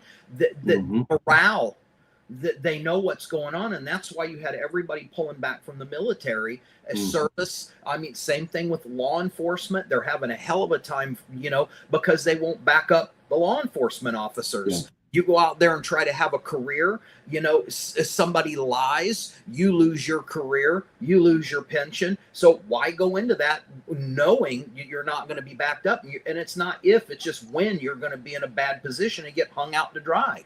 And same thing with Clint, yeah. And Clint, if you want to add, I mean, I have to step off but I can still hear. So then who are you recruiting, and what are the type of people that you're trying to get into those very vital, you know, essential elements of our society? Well, you're getting the people who we've seen on TikTok videos talking about, they're not here for the military. They're not here for the country. They're here for, you know, like all these other reasons. And the same in law enforcement, right? I mean, so it's not heard the very first part of that, what I was saying with it. They just shot recruiting in the last 30 days off the charts, and that's I heard that. Could your point, we're getting back to where we should be. But I'm just trying to say is, if you look at the last X amount of years, law enforcement and military, all we see are TikTok videos about everybody saying that they're in the military, but they don't care about America. They're not going, you know, like that's what I'm trying to get. So we've been recruiting the wrong type of people. I think your point was very spot on. I just wanted to add a little bit of salt to the dish that you know you got going. Yeah, and I mean it's nice for me to be able to see, because more than anything, me being a former service member and a retired veteran, you know, VA, everything that they're doing right now is really taking a drastic turn, and again, that collective sigh of relief that we may be on a better trajectory right here, and every single day people are seeing the results of that and saying this is what we wanted. And no matter how much you know, these evildoers that are getting caught now, and they're going to have to answer a lot of questions, we're going in the right direction. You know, and like I said, I saw it coming. We all knew they were lying. There was no way Kamala Harris was up. She was not going to win against Trump. You could feel it. You could just feel it. And there was like, no way. Everybody knows you don't just get to step down and put her in. That's not how this works. They shot themselves in the foot. You know, it was the, you know, the snowball going down the hill, and it was going in the wrong direction. Well, but there needs to be truth and accountability on that too. I mean, like seriously, like, you know, like boys and girls, you might not agree, call it tinfoil hat, but you are currently living in some incredible historic times. And I hope the truth comes out. I think we'll find out that the election was stolen. I think look, the truth is coming out. Oh yeah. I mean, and morale, by the way, former deputy director, CIA, I'll save that for another episode. Just the stories I heard about that guy in the hallways, you know, and those are just stories. So, you know, they just are whatever, but he's on the record telling the truth. Like, oh no, we created this and we did it intentionally. And, you know, we signed it because we wanted to give Biden a good springboard for his campaign. Boys and girls, we have been lied to time and time again by incredibly senior people we put our faith into. We've paid them a shit ton of money, and we have to have truth and accountability. And with accountability, if you've been found to have broken our laws, there has to be consequences. I just got to throw John's comment up, and then I'm going to bring it to you guys for your final comments here tonight. We're going a little bit late, but, you know, bear with us. I hope everybody's okay with that. But I like what John just said. Gentlemen, I think it's to say that we are red, white, and blue pilled, and we don't give a shit about who is sitting on either side of the aisle. I agree with all that. The American people need to stand up and say America first. If you think that's a racist comment or whatever, I don't know what to say to you, except that I hope you seek medical attention, or psychiatric help. Like that is as fair and honest of a statement as I think, and Jeremy and I talk about this all the time. I don't want to see innocent people being killed. And if my government was part of that or responsible for that, I mean, go back to your savior, Obama. That motherfucker killed so many innocent people with drone strikes. That's all we did. We weren't. That's a rabbit hole. That's actually on the list right there. I'm glad we didn't get to it. All right, where do you guys want to go? And then, hey, but John did just say, Clint, preach it, brother. So, well, that was kind of what I was saying with his last comment we're at a point right now, like I said, when Cory Booker is standing there, pointing his finger saying we're at war. And it's just like, war against what? Against making America great. I mean, we're doing all the things that we should be doing, making the Department of Defense do what it's supposed to do, train to win wars. I don't care about how a dude looks great in a female admiral's uniform that ain't an admiral. Wow, how far off the squibs can we go? Let's get back to, did you qualify with your rifle or weapon system? Can you pass a physical fitness test?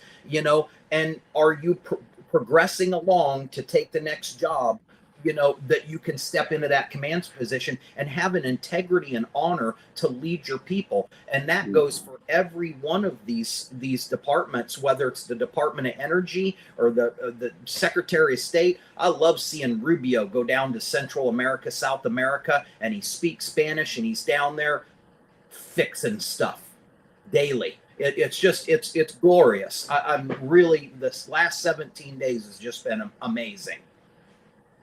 To me, there's a lot of things to fix, but it's really going in the right way. Redbeard, here's my thought. Let's just come over to you for your final comments. And then I'm just going to read my list. Just read the list. Here's the things that I was hoping we could get to. Again, boys and girls, this is a 2-hour conversation, and you know the deal. I hope you have these conversations with your friends and family. You can't cover all this stuff in 2 hours. But so here's what I'm thinking. Final comments over to you, Redbeard. I'm just going to read the list off just for shits and grins, then give you guys any final comments. That'll be our Minnesota goodbye for tonight, and then we'll wrap it up before Steven starts giving us shit about Minnesota goodbyes. Yeah, sounds good to me. Well, John just said, don't forget about the Irish goodbye. That's what we're talking about, sir. Yeah, no Minnesota goodbyes tonight. All right, go over to you, Zarbarota. Yeah, so I guess my overall final comments on the whole conversation, not to be overwhelmingly cliche, but I do want to quote Chris Ann Holligan. It's principle over party, liberty over security, and truth over your favorite personality. And those are the things that ultimately are going to, in my opinion, be the best way forward. If you haven't checked out her website, she offers courses. She has a ton of information. Like I said, she is a constitutional attorney. She does actually operate and run a law office. And they provide. I don't know if you can see that. I brought it up on the screen. Yeah. Yep. Okay. I'm happy you did. Liberty First Society, I would highly recommend it. Not to, kind of promote that, but I do, because I believe in what she does, and as well as the 10th Amendment Center. We need a lot more people like that. And just to kind of switch off of that real quick, I just want to say, again, we really have to make a concerted effort in our states. We have to really work within our communities and our states. That is, I've expressed it since the very first time we ever did Mission Critical. I'm expressing it to this day because it's what I believe in. I still feel it's the best way forward. Amen.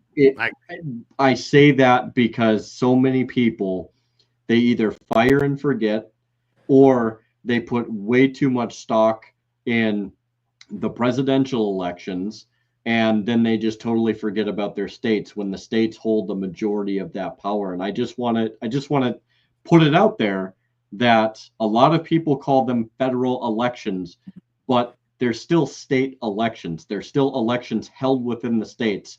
So there's a whole section I can get into some other time, but there is a difference, and there is a reason that we have to properly call things the way that they are. Because the moment you start using the improper language or the improper wording is the moment that it starts to turn from that constitutional republic to a despotic democracy, and it's a very, very important difference.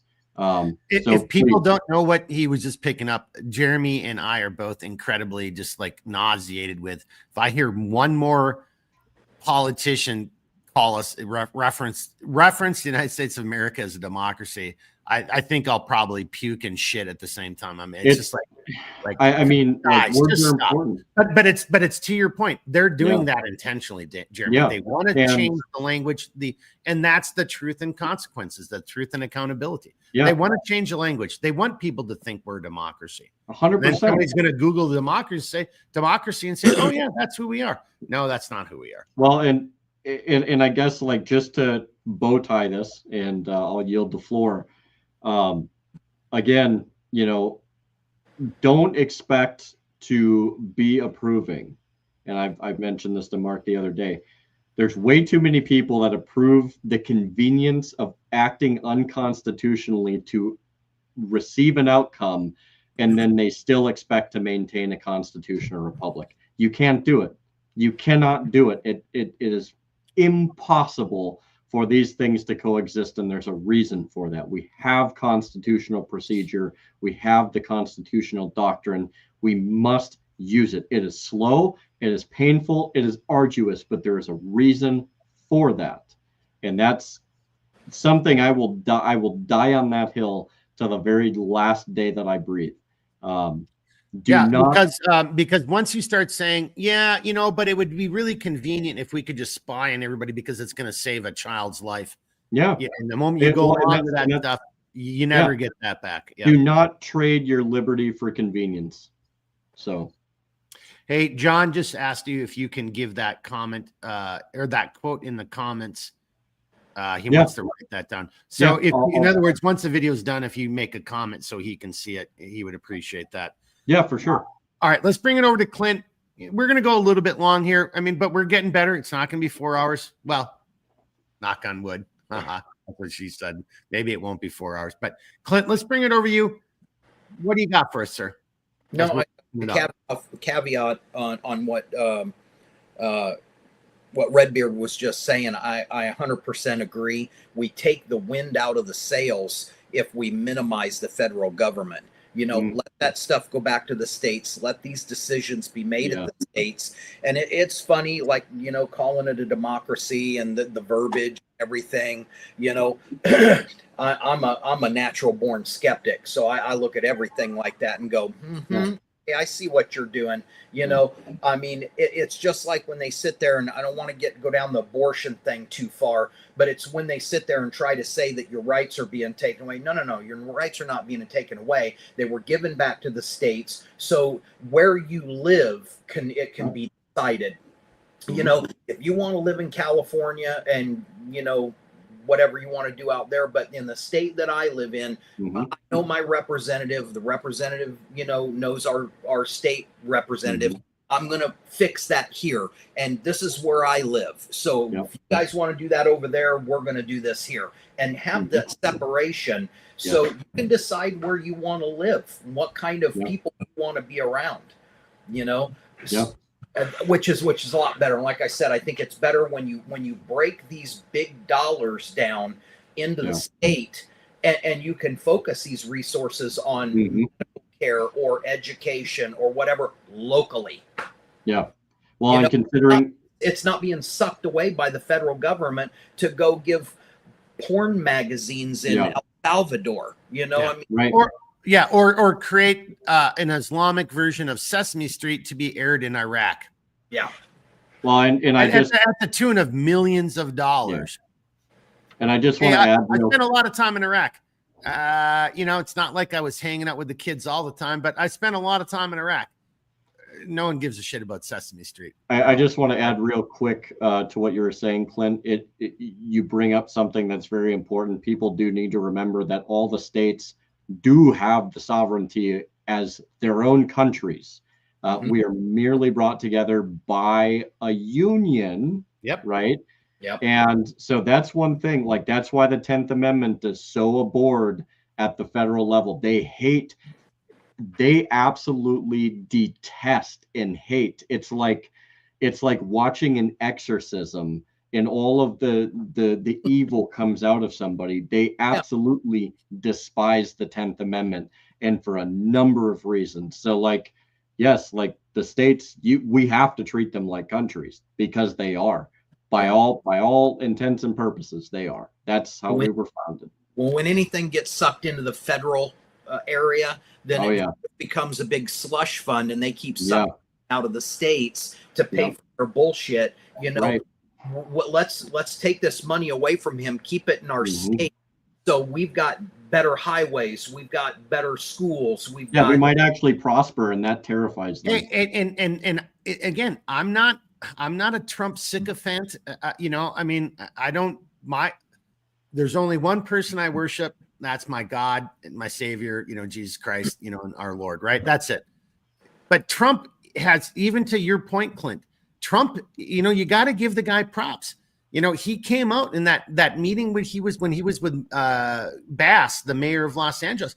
He cited, and Jeremy, I hope you enjoyed that too. He was like, you don't need us. You guys, he even said it. Let the people rebuild their own homes. Give them the ability to do it. Well, not just that, but he was even citing her emergency powers. Yeah, Governor Newsom's powers. He's like, you guys could already be doing this. And then Clint, I think we should never shy away from these. And I hope over here on CLS After Dark, consider it political, I guess, maybe if you think it's political, but the abortion, it's another great conversation. No one ended abortion, but by the way, abortion is not a constitutional right. Just like, that whole exchange with Bernie Sanders, like, or one of the other nominees, like, healthcare is not a constitutional right. I mean, we can all work together as a community and try to make it as best we possibly can. But like, are you going to tell that to a grizzly bear? Hey, man, I've got a constitutional right to healthcare. You can't attack me. That's not how that shit works, man. It doesn't. So there's things that we can have adult conversations. We can maybe make better. Immigration policy sucks. But you can't just break our laws, but then bringing it all the way full circle, the abortion, it's like, hang on a second, if we're going to have this conversation, just be honest, be truthful. No one took your right away. If you want to move to a state that allows this killing human beings, or mutilating, mutilating, young children who aren't at the age of, what's the word I'm looking for on a legal side? Jeremy, maybe you can help me out. But like, you're not old enough to vote. You can't drive a car. You can't drink.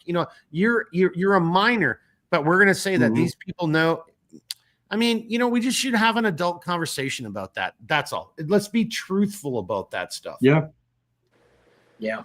Oh, well, it's mostly subversive, and they like to keep it subversive. Because they keep fleecing us and sitting up there on their ivory tower, wagging their finger at us like we're some kind of peasants, which, to us they are, or to them we are. And, it gets to the point where it's like, I'm tired. Like I said, I'm real bad about hearing the term wake up, because, I'm awake. There's a lot of people that may not be, but I'm paying attention. So, and a lot of times I hear it on TV too. People are saying, your government, it's not our government, yours too. So you should say our government, on the news, because they sure like to separate themselves sometimes, even the journalists and the media.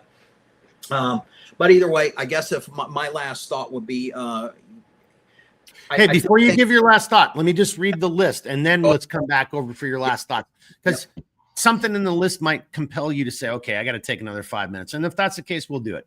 So, boys and girls, getting ready for tonight's episode. Again, there's no production crew. There's no, Redbeard and Clint were flown into Duluth on, United Airlines and they're all staying at the Wyndham Marriott. There's none of that shit going on here, right? Brought to you by Carl's Jr. I wish we had. Hey, I just found out that we have a Chick-fil-A here. I never knew that. Apparently, somehow there was a Chick-fil-A. And the only reason I found out is some people complained that we have a Chick-fil-A here. Like, seriously, either don't buy their sandwiches or buy their sandwiches. That's catnip for humans. Well, that's what I hear. So I'm going to have to find it and go there and experience it. I have never had a Chick-fil-A in my whole life. And I do like chicken sandwiches. I'm not going to lie. One of my favorite sandwiches. But here we go, boys and girls, just as we wrap it up here tonight, just to give you a sense of where our brains were and, just how our conversations go. And just to point out, it's so hard. I mean, maybe I need to do a better job. Maybe I need to turn this into a straight up question and answer kind of format. Let me know if you'd like to see that, because then maybe I'll come with a list, give the list to the guests, and we'll just go down a series of questions. I personally like this more free flowing. It's just a conversation. We're all just having a beer. That's what I like. But I'm not doing this for me. I'm not going to lie. I am kind of doing it for me because this is fun to me, right? This is way more fun than going to a bar. And I don't go to bars. This is like actually now an excuse for me to get to hang out with people who I love and respect and want to hear what they have to say about things. So, all right, here we go. Here's what I wrote. Graft and corruption, the wool over our eyes. We must demand the truth. These are some of the titles. Cutting out the cancer, the Wizard of Oz exposed. So just thinking about some of the titles for tonight. And then first thing was USAID and the media, FBI and assassination attempts. And then I wrote LOL and so much more, because that could go all the way back to, Bobby Kennedy, both the Kennedys, Martin Luther King, so much more. Then I wrote politicians and government employees, and we're seeing that. Why are there so many people willing to, if you're good to go, why wouldn't you just stay and work in your job? I mean, there's a bunch of people who've just basically said, yeah, I was stealing money from you. I don't care about your country. I'm a citizen, apparently, and I'm willing to let you give me, 6 months of free money, because that's what it is. It's free money. They don't have to work. We're buying them out. They get paid all the way until August. I mean, are these the type of people you want working in your government? I think that's a fair question as well. Those aren't patriots. Those aren't individuals dedicated to, making sure Americans are, safe and free and there's no, our freedoms aren't being trampled upon. That doesn't sound like that to me. And a lot of people are willing to take that, to include a bunch of people from the fucking CIA. So what does that tell you? It also kind of goes to maybe something Clint was alluding to. It's a lot of people know that there's going to be some, there's going to be some scunion coming down the pike here, Clint. I think some people are jumping ship because they're like, I don't want to be around when they start asking questions about, detainee programs and shit. So, Mark, if I may, real quick, you mentioned the CIA. The last person who downsized the CIA ended up getting shot. So, Clint, did you have a comment as well? I lost the thought. Okay. Well, yeah. Well, Jeremy was talking about I might get shot. I mean, that kind of threw me off too. Here's the next line. FISA. See, we didn't even talk about FISA, Jeremy. Ukraine, boys and girls. We didn't even talk about Ukraine, except to say we that talk about that a ton. Well, but Yeah. The only thing we said is like Zelensky, and who knows if we can trust him. I mean, so let's just be fair. But he's saying, hey, I didn't get half of that money. You guys are saying, hang on, you guys gave me how much money? We didn't get that much, So as an adult, you should ask the question, hang on, what's going on? Then I've got written down drones, and then for some reason I have boxed underneath it JFK, RFK, MLK.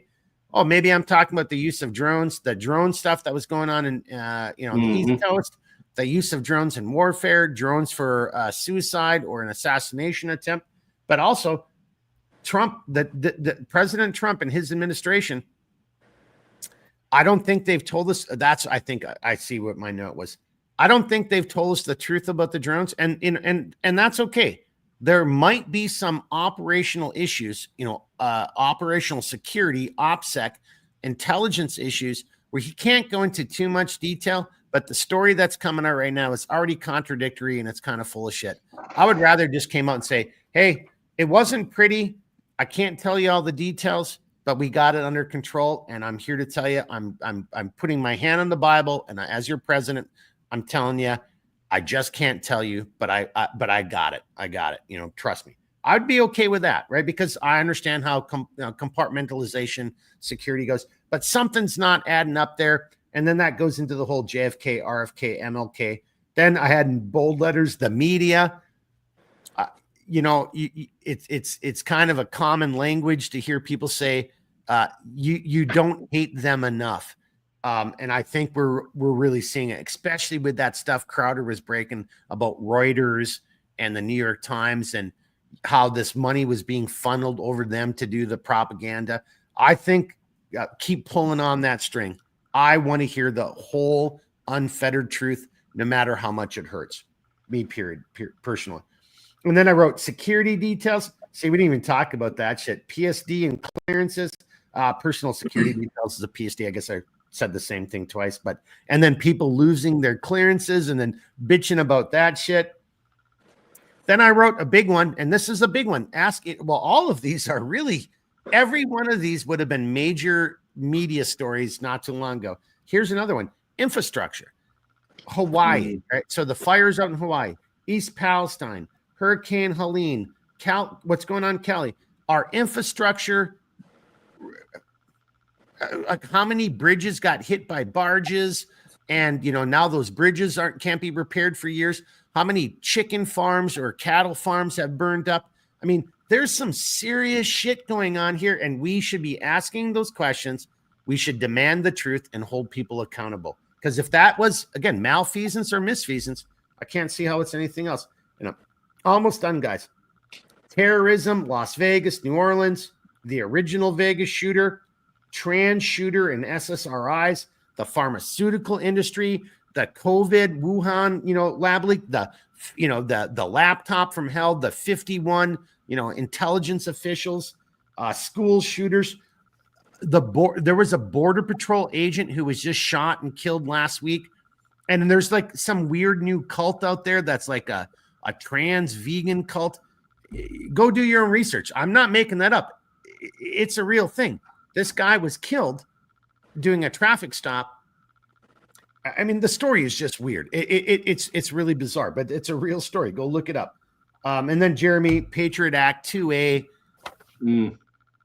The list just goes on. All right. So that was my list of stuff that I thought we might be able to talk about tonight. And as you can see, boys and girls, as I'm kind of wrapping up my part of the conversation, and I apologize, we did go a little bit long. There's no effing way you can actually have a conversation. All of those issues that that just took like seconds to write down, verbal vomit or mental vomit. We need to have the truth about those issues. We should demand the truth, and we should demand accountability. And if people have violated our laws, if people have knowingly misled, misrepresented, or conducted, nefarious, illegal operations, killed people, or done or allowed actions to take place that resulted in the loss of life of other people, kind of going back to Gene's comment. Was that treason? Well, maybe it doesn't fall in treason, but these people need to be held accountable because that clearly is against our laws, and it definitely goes against our Constitution. And more importantly, it goes against the spirit of who we are as Americans. And we are Americans. What makes us different is we're all different. And that used to be the thing that unified us. Yeah, I'm a Swedish, I'm a Finnish, Swedish, German, English. Like, see, I don't even know. Like, who cares? I'm an American. I'm more of a Minnesotan than anything. Clint, what are you? Are you this or that? You're like, again, Clint is an American, proud military member, kicked ass, starting his own, running his own business. That's who we all are. I love and respect my neighbors. I love and respect my countrymen until you break my shit. And then to Jeremy, bringing it back over to Jeremy as we kind of wrap this up. I've said this to Jeremy before. My policy is like a Teddy Roosevelt policy, big stick. You break my stuff, capture my people, do whatever. I'm gonna end that right there, right then and there, and it's gonna be fast and it's gonna be overwhelming. I think we're starting to see that out of this administration. So I'm gonna give Clint props again. I'm kind of starting to I'm kind of liking this a little bit. But then also the Jeremy side, I don't want any more foreign entanglements. We need to bring it all back in and focus on fixing our house. And part of fixing our house is truth and accountability. This shit must stop. And if we don't stop it now, boys and girls, then you might as well just, figure out how you can, get your own 10, 20, 40 acres, live off the grid, because, you're going to be living in a, I wish I could do that meme on the screen right now. You're going to be living in a dystopian, nightmare really quickly if we don't win. All right, boys, that was my kind of final comments. Bring it back to you for final comments, and let's wrap it up. Want to take it, Clint? I'll start by saying I did some quick math real quick. We still have 1,443 days of the Trump administration. We're 17 days in, and he has really dug up some stuff already. So those things that you read off on the list, we got a ways to go. So, I mean, there's, are we going to get the Epstein list out there? Don't know. Oh, jeez. See, that's it. I'm so sorry to interrupt you. I didn't even write about that. We have been so inundated with the Epstein list, the Diddy shit. Diddy. Epstein, onto your, MLK, JFK, all those things that need to come out. We're 17 days in with a administration that is breaking China. I mean, they're a bull in the China closet. So it's a good start, and everybody's looking around going, he's doing exactly what he said he was going to do. So just sit down, keep your hands and feet inside the ride until it comes to a full stop. Oh, I so hope you're right, Clint. Oh, Jeremy, comments there? Final wrap up, my good man. This is the final wrap up. This is not a Minnesota goodbye. Once Jeremy's done, I'm going to do the outro, and then we're going to sign off. So bring it around home, Jeremy. Yeah. So I'll just say this, and I've said this to Mark a number of times.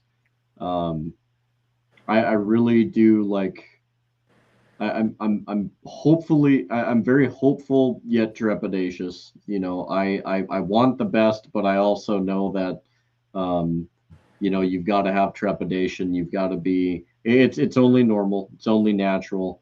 Otherwise it's just plain naive, going into it, expecting everything to be perfect. So I'm hopeful yet I'm trepidatious, or cautiously optimistic, however you want to frame it.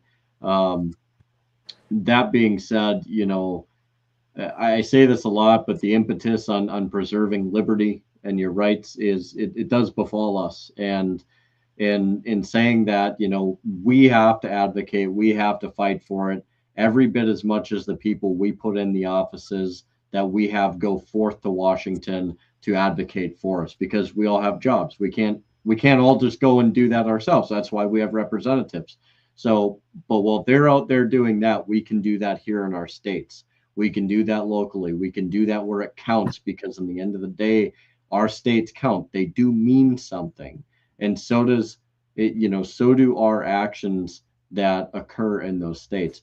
One of my favorite sayings is, don't ever mistake movement for action. Just because you see something moving in the corner doesn't mean that it's going to result in anything or everything at all. To me, it all starts with us. But I am hopeful. I'm hopeful in a way that I think most people probably feel, but we do have to tread with some caution here. And we have to make sure that we hold everybody accountable, and not leaving any outliers, not leaving our favorite people. We have to hold everybody accountable. If I may, Jeremy, just to add to your outro, I'll bring it back over to you to continue. But holding everybody accountable means holding ourselves accountable. 100%. Yeah. Yep. Yeah. It's and that's where it comes down to the community in the States, right? Like we have to hold each other. I hate to say it this way, but our people in our states. And, Mark says, all the time, we're Americans first and foremost. And we had a conversation not long ago to where Mark is like, no, you know what? To some degree, we're Minnesotans before we're Americans, and it's like, it's true. I mean, and there's nothing wrong with that. Nothing at all wrong with that. It is what it is. And we do have to look out for each other, but we have to hold each other accountable. So always put liberty first, always put your rights first, always be conscientious of what should and shouldn't happen per the Constitution when you're trying to be involved. Educate yourselves, get active, and do the best that you can do, because in the end of the day, like our posterity, like they're counting on us to do as much as we can to help them have a better future. Because chances are, unfortunately, we're never going to see the fruits of our labor, more than likely. So let's set our posterity up for the best future that we can. And take a weird moment of pride and solace in the fact that you, even if you never see it, even if you never experienced it, you gave your all to make sure that the future existed. It wasn't something, under the guise of a nuclear fireball, and it brought back more peace and prosperity and liberty, because that's the only way we're going to get to the stars. I mean, so I'm going to shut up right there, because that's kind of my own personal thing. Clint, let's bring it over to you, and then I'm going to make one last comment, and then we'll be done. But what are your final comments, Clint? Like, I hate to say it to you this way. I'm not trying to set you up, but like, boys and girls, like, if you haven't picked up, already, like, Clint's a whirlwind of knowledge. He's like, he's done a lot, seen a lot, been there. I think, honestly, Clint, if I may, I think, all of that, eventually led to, you're running your own business, and you're bringing that military and that mindset and that experience to your business. And that's also, because we're not too old to grow, right? So I guarantee the Clint that we see now is more of an amalgamation between all this, badass snake eating time into, okay, now I have to learn the marketplace, because that's a different world. That's a different environment. Clint, I hope I didn't just speak poorly or misspeak for you. And I'm not trying to set you up for where you want to go, but I think that just kind of goes to, like, boys and girls, listen to what this man has to say. Listen to what Jeremy has to say. Listen to what your neighbor has to say. That's okay. There's the better way of saying it. I'm just simply saying, take a second and realize it isn't always about you. Take a moment and then, empathize. Who is this person that's talking to me? What is it that they're trying to say, and why are they saying it? What are they really saying? What are they trying to hide? Truth and accountability. Clint. Yeah, truth and accountability. A lot of things we talked about, what we're seeing happen in the news cycle right now, real fast. I certainly am a much better example of myself at 55. I try to be better every day, and being better is trying to be informed and speak in an educated way about things that are going on. Try to have a good position, make sense. If you're watching these people and if it doesn't make sense, I like the scratch sniff test. If it's just not, this doesn't add up, something's not right, pay attention, be involved. The one thing that we can do is make sure we vote, know who you're voting for. Don't go in there and just, even if you do go, I know people don't go vote, and I'm just like, my gosh, this last time I was really surprised. A lot of people voted that didn't vote last time. And I'll say that was something I was thinking about earlier. I wasn't going to say, but when you said about the election coming out, that it was stolen, I know that this bar chart is out there right now, and they're kind of showing, the Dems and the Republicans, and each year it's growing, and then they show 2020, and it's millions of people in the Democrat column that there's no way, because right after that bar it goes back down to a normal progression, and it's like, this doesn't make sense here. you know, that this many people voted for this person and Trump got more than he got last time. This doesn't add up. And like I said, you stay involved and watch what's going on, and be involved in what we're doing. I think my sense of selflessness, I've talked about this with Mark before. I got a lot better. You know, I was a lot more self-absorbed as a 20, 30-year-old, but I had kids, and now I'm much less. I'm more selfless. I think about, you know, trying to be educated, learn, conform, you know, for myself and my family. So, and that's my friends, the people that are like-minded like me, and being able to come on here. And this is the one thing we've got right now we haven't lost. On a live, we can come on here and talk about these issues, and nobody can stop us. When we can't do this anymore, we're really in trouble. Well, so on that note, if you guys are okay with it, I'm gonna wrap it up. I'll just make a few comments if you guys want to chime in, you know, just like interrupt me. But you know, I like what you just said there, Clint, because that is part of the truth and accountability. If we find out that, you know, Google, ScrewTube, you know, Meta, you know, whatever, well, ScrewTube is Google, and, you know, and Instagram is, you know, Facebook. But if we find out that there's been shenanigans going on, then again, consequences, accountability. Well, then you don't get Section 230 protections. Now you're a publisher. You're no longer a platform. You want to do that? You have every right in the world to do it. And Jeremy, I think you would agree with me. Yeah. If you want to do it, you have every right to do it. But that you're a publisher at that point in time. The law is pretty clear on this. You don't get, you know, Section 230 protections because you're not a platform. So either just let this be, and that's the thing, because it's always wrapped under the guise of it's for everyone's safety or the safety of the children. Like the internet was never the wild, wild west. I mean, I don't know what you guys, whoever says that, I'm like, you know, again, Chuck Schumer, you know, or no, what's that guy's name? The guy who doesn't even know how to grill hamburgers. Is that Chuck Schumer? He was throwing that was Chuck Schumer? Yeah. Dude, seriously, you just threw the hamburger on the grill and you're already throwing the cheese on it. You're a fucking retard. You know, like seriously, how is that guy? All right, that's my final kind of fun comment. Like, how is that guy even in office? And we're going to listen to these people and their propaganda. Can you not see through it? So we've got to hold these things accountable, because at the end of the day, and this isn't this is my personal opinion. Somebody, you're entitled to yours. Mark is about to whine, but like, it's clear to me that the censorship is real. Instagram, YouTube, it's real. It's there. Rumble, I hate to say it, I wish you guys were way better, but your search engine, you guys got to do. You're not YouTube. I mean, and you're not even trying to be a different version of YouTube. You guys got some ways to go. You got some big names over there.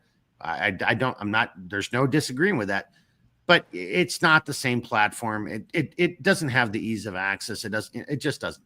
ScrewTube, I still love you. There's so much information on ScrewTube. You know, I don't know if I'm going to pull the trigger, but I kind of want a membership so I can go through the ads, because I want to learn about the Roman civilization, or what happened at the Battle of Chosin, or, you know, or X, Y, and Z. And like, there's so much good information out there, you know, but why is the other stuff being censored? So we've got to have truth and accountability.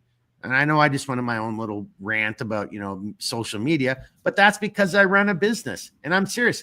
When Instagram first started and I first joined it, it was good. It was fun. The people I followed, that's the only stuff I saw on my feed. I have like just over 10,000 subscribers on Instagram. I never bought a single thing. That's all organic, but it's always been 10,000 and whatever it is for like 4 years, 5 years now. Like, hang on a second, but I see that I got new subscribers. Like, are we just gaining and losing? It's all so fake.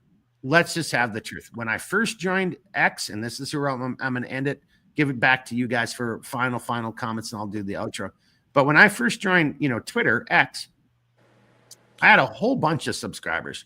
Well, then somebody finally did the right thing, because half of those people were bots, and it was all bullshit. You know, we're under 100 subscribers on X, but they are actually real humans now, finally. And I'd rather have that, like, my ego is like, oh, cool. We've got, 300 subscribers. Yeah, but they're all fake, Mark. Well, why would you be cool with that? I'm not cool with that. All right, guys, on that, Learn Me Just Something just said a major Minnesota goodbye. Well, yeah, kind of true. But we're still actually talking about the subject. So, and we went long tonight. So when we're at that point, we might as well Joe Rogan it. So let's give the boys one last comment, and then we'll just take it out. So, Czar Baroda, last comment from you. Then we'll come down to Clint and we'll wrap it up. I guess my big thing, and I'll harp on it one more time, is community, liberty first. I mean, educate yourselves, learn a skill, be productive, and not in the socialist way, but in an actual functional way, Socialists love to talk about production, yet they produce so little. It's wild. But no, seriously, just be good to one another, treat people with a little bit of empathy. Just because you have a feeling of some way doesn't mean that that a person and how they feel is necessarily wrong. Take a time to talk to somebody, and I don't know, just be good. Just be good. It's one of the core functions of being a human being, I think. And so that's all I got. I may add a little flavor, a little hot sauce to your dish. Yeah. Being good doesn't mean you're a pushover, you're a pansy, or a pussy. Right. Like, no, you can still be a very dangerous, deadly, I'm not going to take your shit, but I'm a nice person. Yeah. I wanted to throw that out there. We all need to be good. But if we find out that people have not been truthful to us, then there's got to be an accountability, a reckoning. Oh, for sure. Yeah. I mean, don't be a person that just gets used and abused. I mean, at least take the time to figure out how to understand when that's happening and see it coming if you can. I mean, sometimes you can't, but because sometimes the worst comes from the people closest to you, so which is an unfortunate part of life. So that's all I got. All right, Clint, let's bring it over to you, sir. Kind of funny because the one thing I want my kids, I want them to question everything. I want them to question everything. And I don't mean in a bad way. I just want them to be a natural born skeptic. I want them to be a good person, do the right thing. And you were just saying, you don't have to be a pushover, because the greatest warriors are the ones that love the most, because they have something to fight for that they care about, so, I mean, that's, you kids, you instill that in them and make them question their leaders, and do it in a respectful, responsible way. The truth, you drag things out into the light and it exposes it. And you do that by being knowledgeable. Anything more to add?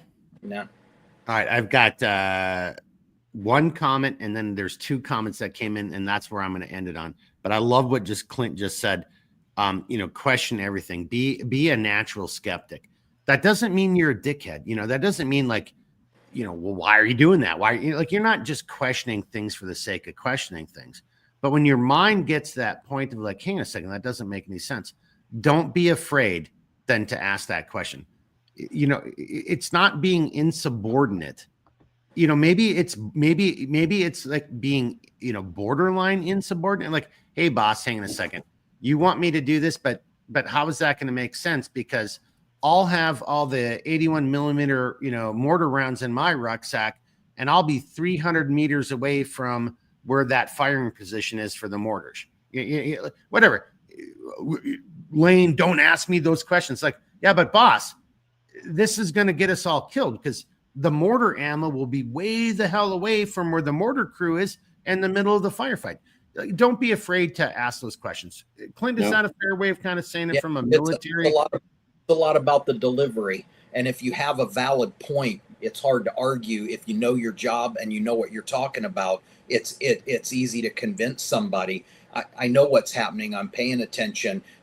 I've seen this. This is what's going to happen. Have a position, but do it respectfully and with some knowledge behind it.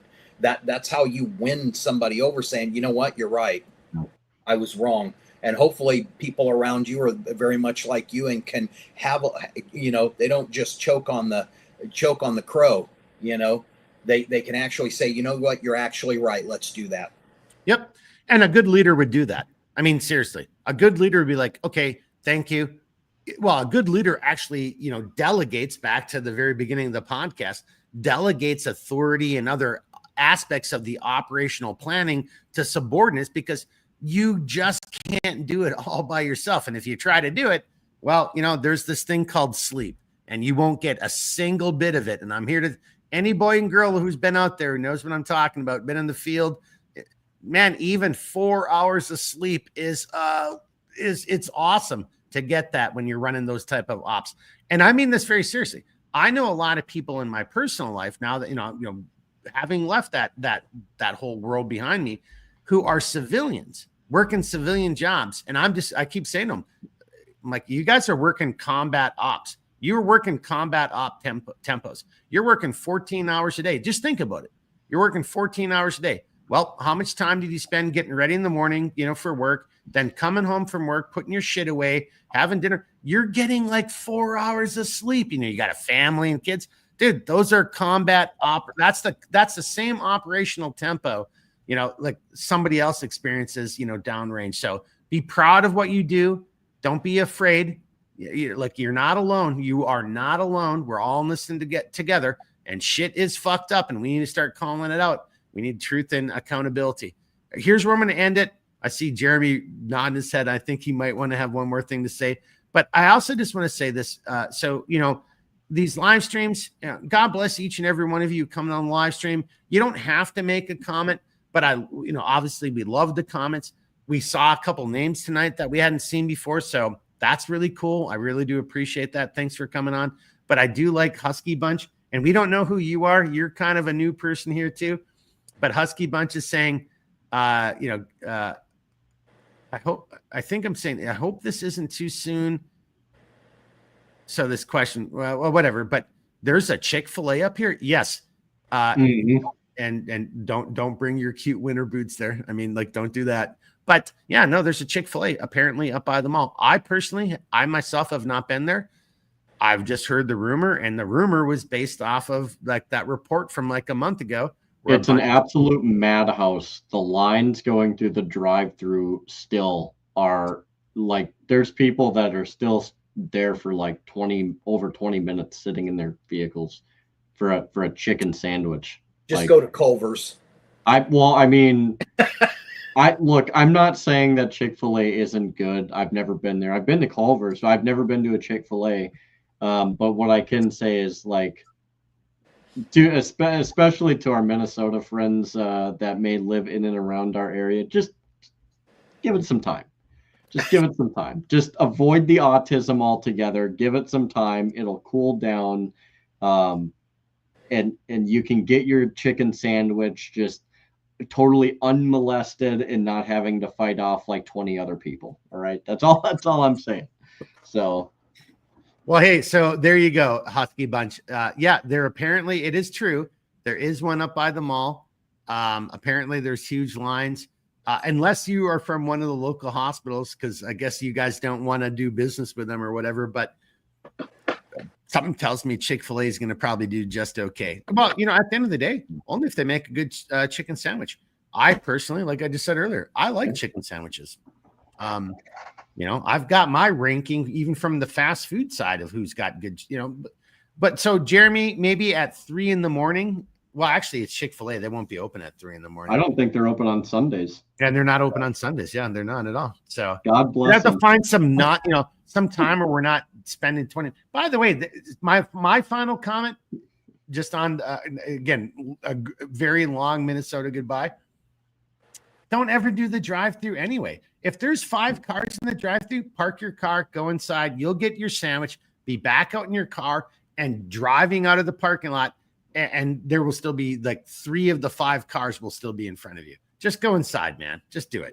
Don't stop being lazy. I mean, you're already eating shitty, bad food. Get a little exercise, you know, do a little something, you know. Clint, what do you think? Right? Shit, I can't turn around in a circle with my eyes closed 3 times and throw a rock and not hit a Chick-fil-A. That popular, huh? Down there? Oh, they're all over down here. All right. Last comment, just a little Minnesota thing. So this is a very Minnesota thing, but Husky Bunch just said road trip to Toby's. Toby's is, yeah, you know, maybe back in the day, Husky Bunch, but everything I've heard is like, you know, the cinnamon rolls have gone to shit. So it's not the same anymore. Yeah, no, it became too, you know, they lost their way. But all right, hey, here's my, you guys want to make it a final? We have more people watching now, 3 hours into it, than we did, you know, an hour and a half ago. We're so over. Boys and girls, welcome to CLS After Dark. It's almost always a shit show, and it always goes longer. I am going to very much try in 2025 as part of my goal. I'm going to try to get better at this, but I mean, again, I don't know how you could add this conversation and done it under 2 hours unless I just like very specifically ask questions. Yeah. And that's not kind of how we do things here. I mean, that's too canned. I like the more natural time. Gene just chimed in and said it's 3 a.m. Gene's like, no, I want it to be 2 hours. You guys know how fucking late it is. Gene's like, no, keep it at 2 hours. It's 3 a.m. my time. Gene's probably all just like, dude, like I'm out of work now. My wife left me. The freaking dog went with the wife. I stay up all night. She thinks I'm talking to somebody. It's a disaster. All right. On that note, let's end the disaster with something positive. Clint, by the way, I think there was another comment. Oh, I did mess up. I don't think I showed that comment. Give me a quick second. There it is right there. Got it. Gene, it was from Gene. Matter of fact, Mr. UK Late Night. Gene said, be a humanist. Thank you guys for tonight. Learned more again. Plus, I got to see Clint shake his hair. I just had to throw that out there. Sorry. Yeah, there it is one more time. Oh, yeah. Run. Yeah, there. Nobody messes with the dew. All right. Bring us out, guys. Final comments. Final comments. And then let's wrap this up. We're at 3 hours. Let's just wrap this up. So to our American friends here, if you have Defend the Guard going in your state, please put pressure on your representatives to make sure that goes through. You are going to be getting so much closer to constitutional order if you really put the pressure on there.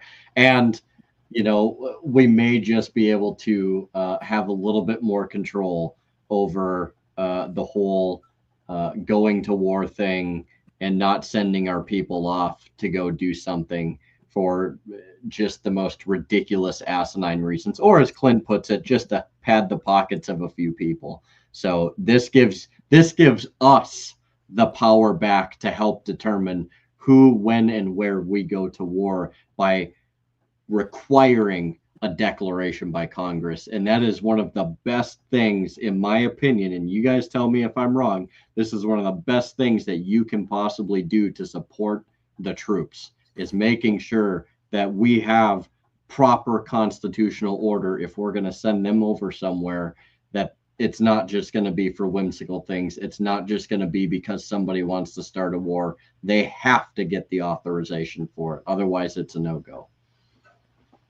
Clint? I guess my final thought is I definitely enjoy coming back on and sitting here chatting about stuff that I'm passionate about. You know, I pretty much stay to myself most of the time, but I enjoy my freedom to do what I want. And so that's why I try to pay attention to things, know what's coming. But I'm not really, I'm not, you know, running around waiting for the sky to fall either. I live my life, and you know, I'm pretty happy with where I'm at right now. So pay attention to the, you know, your state and local leaders. Watch what the Fed's doing. Let them, you know, they're going to end up eating each other, you know, up there, because they'll smoke each other out. So we get to kind of watch a reorganizing right now, and hopefully we're in, you know, I see it looks like Trump is doing exactly what I thought he was doing. He tries to keep Vance active. He's mentoring him because we need him for the next the next 2 terms after Trump to keep this thing where we have some longevity. We can't, it looks good right now because we're doing it. Trump's doing exactly what he said he was doing. We're going in the right direction. We're fixing things. Stop this thing in the Ukraine. Get things settled in Israel. Stay out of any more wars. Take care of ourselves. Take care of our states, our people, whether they're in Florida, North Carolina, Tennessee, over in California. I mean, these things, we should be handling these things closer. I can't even believe I watched somebody the other day say, they didn't want the locals helping the locals. And that's who we really depend on. You can't think FEMA's going to come in there and fix everything. Not right now, not the way that it's set up now. You gotta depend on the people close to us. So, like I said, I guess that's my last thought for tonight. All right, boys and girls, that was a great. Both our guests, just made some really good closing arguments. Just because Clint was talking last, and the last thing he said was talking about FEMA, I'll just throw that out there. That's another part of the thread that has to get pulled, because we're already starting to see some shit that's going on in FEMA as well. So we have to hold ourselves accountable. I mean, at the end of the day, all of this federal bureaucratic bullshit that's going on, that's because, I hate to say it this way, I'm included in this, because we haven't held our government accountable. We haven't demanded truth. We have, as Jeremy said, we have provided this, hey, I'm delegating authorities to you, and we didn't do our own audits. We weren't auditing enough. We weren't checking up on the people we were delegating authority to. USAID, that could almost be its own story. I mean, Clint's got a background, special forces, knows all kinds of people in the special forces. One of the just for I guess inside baseball, one of the most fun conversations I have with Clint is when Clint is telling me the stories of his experience in the special forces and those people that he's met, like the heroes in the special forces. Because I grew up reading about those guys as well, and it's incredible. But to Jeremy's point, well, we kind of dropped the ball, and then therefore we're doing a disservice to anybody who's either made the ultimate sacrifice, or even to a whistleblower who's coming out and trying to warn us about what's going on. Because we, the people, are not holding our government accountable. We're not holding the media. We're not holding so many aspects of our society accountable. For whatever reason, we've been allowing this to perpetuate. Well, I mean, I guess in my final conclusion here, my final comments, well, then who are you going to blame? What did you expect was going to happen? If this is the course, if this is the path we're going to take, then, well, yeah, then we're going to go the way of the dodo bird and the dinosaurs. That's inevitable. This is unsustainable. We need, this has to be the time for truth and accountability, not a reconciliation. You already hear people talking about that. And this is my final comment. No, those are the guilty people who are trying to beg forgiveness from a group of people who are willing and stupid enough to allow forgiveness for somebody who knowingly was just stabbing you in the back and doing all these evil, horrible things. I'm not a theologian. I don't pretend to be, but I don't remember anywhere in the scripture where it says I have to let somebody try to kill me, and when I bust them trying to kill me, I just give them a pass. I don't think it works that way. There has to be accountability. And as Redbeard, when we were talking about this, weeks ago, and if we find out that, through that accountability phase, if there's been a crime that's been committed through our legal process, then there's got to be consequences. Boys, I don't want to speak for you. Is that a fair enough way to end it right there? Yeah, I'd say so. Okay, well then let's end it right there. We do have two last comments. Leo gets from at the drive-through. Yeah, great the movie. And then Gene though is saying to Clint, write a book. Hey, stay tuned. I just had a conversation with DB about that the other day, so maybe Clint will write a book. But Oh boy. These stories have to be told, boys and girls. And I guess that's my final comment. Keep thinking, keep moving, never quit. Don't give up. It's never over until you surrender, until you mentally, verbally give up. Until that moment happens, yeah, you still may lose, but you didn't give up. Giving up that's an individual thing. We cannot give up. Now more than ever, my final appeal to anyone who watches this tonight or on demand, we have to, there's a moment, we're in a moment in history. See it, seize it, take charge of it. Hold Trump accountable. Hold everybody in his cabinet accountable. Hold everybody who are elected officials accountable. Hold yourself accountable. The school board wants to allow, transsexual nude. Like, no. They're fucking children. This isn't up for debate. They are 13-year-old kids. Well, but it's a different era. Like, seriously, that's your argument? Well, because I think and we'll save this for another live stream. There's a greater evil behind all this, in my humble opinion. Actually, on that note right there, I better give you guys one last chance to chime in. I think this is part of a greater evil that's now being exposed. I know that's a little conspiratorial and maybe a little religious, but I do think that's what we're seeing. I think the greater evil, the veil is being pulled off. That's why one of the titles was, removing the veil, the wool over your eyes. Anybody want to add one last thing and then we'll wrap it up? I just say that, they say you expose evil by the light and the truth shall set you free. And we're seeing that right now. Yeah. Jeremy? Clint said it about as good as it can be said. I totally agree. All right. Well, there it is. Well, thanks for being with us tonight. We went a little over 3 hours. I don't know. I don't know what to say. Maybe I should stop even talking about it. It's, CLS After Dark. Maybe the subtitle is "It's going to be what it's going to be." Just roll with that instead going forward in the future. Thanks for being here tonight. If you were here with us on the live stream, I really appreciate all the comments that came in on the chat. That's what makes it really cool. We didn't get to all of them tonight, but just to see those, and I hope you guys can see them as well. But very good comments, very great additions, questions. It's fun to see you guys, interacting with each other over in the chat. So I really appreciate that. If you're watching this on demand, leave comments. This is what it's all about. This is how we're going to fix things. Us working together and realizing that, hey, I'm not just some, small business owner or a plumber or whatever. Like, no, these people do work for me.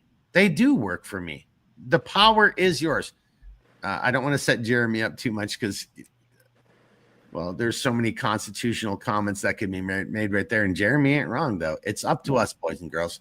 Plain and simple. It's up to us. So thanks for being here tonight on the live. Thanks for the comments, the chat. If you watch this video on demand, leave comments in there as well.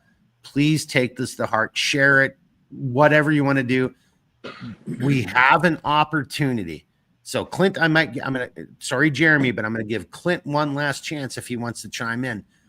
In combat, in fighting, like even if you're just doing MMA or whatever you're trying to do, there's a moment. And when it happens, and if you have the training, you see it. Clint, I kind of think that's where we are right now. And that's what makes me a little bit, optimistic about where we are. There's a moment right now, the momentum and the opportunity for like a quick raid or an ambush, it's there. We actually could pull this off. Freedom might win. We might be able to do this. Well, in any ambush, they call that the decisive point, and we've seized the initiative, and it's like we're winning the battle right now because, like I said, things are being exposed. People are starting to see the evildoers, and they're being dragged into the light. So, like I said, I believe we're going in a good direction right now. We've got a lot of days left for this administration to try to set things right. All right. Well, thanks again. Thanks, Clint. Always appreciate having on. Redbeard, always appreciate seeing you and all the glory that is Czar Baroda and your beard. And boys and girls, I always appreciate seeing you in the comments, the chats, just knowing that you're here watching. Really appreciate it. I guess I had a little housekeeping for next week, but we've already gone over. So, forget that. We'll see you on Monday for a Loadout Live. And then we'll see you next Thursday for a Cialis After Dark. And that's what we got for right now. All right. Alibis? Anybody? Any alibis? Left, right? All right. The range is hot. We're going. We're wrapping it up. Gene, get everybody spun up, especially you with your, well, probably 4 a.m. right now for you, Gene. Jesus, criminy, you're such a stud. All right. Hey, thanks to everybody for being here tonight. We really do appreciate it. I know I say this over on Centerline. I guess maybe I'm going to say it here because it kind of works. If you got questions, comments, if you want to see a different how we do the live stream, the Cialis After Dark, or if you want to see a certain topic, just shoot me an email or give me a phone call or leave it in the comments. Not on the chat, but in the comments of the video. Like we're trying to do this for you guys. I mean, it's a lot of fun for me, but we're also trying to do it for you guys and try to make it, educational and entertaining at the same time. So don't hesitate. Maybe you want to be a guest. Reach out to me. I would love to have, just we're all people. We're all folk. You're more than welcome to come on to be a guest if you want to do that. So again, really appreciate everybody. Thank you very much. Next week's schedule, I don't know. We'll see you on Monday. We'll see you on Thursday. Until then, reach out if you got questions. I'll do the best I can to help you out. But again, the final thing, Centerline Systems, we say it over there, and I don't have an outro here on the Cialis After Dark. So I'm just going to say it because I think it works. Keep thinking. One of the most important things you can do. Just keep thinking, keep moving, and never fucking quit. All right, everybody. We'll see you guys again later. Thank you very much. We'll see you. God bless. Woo!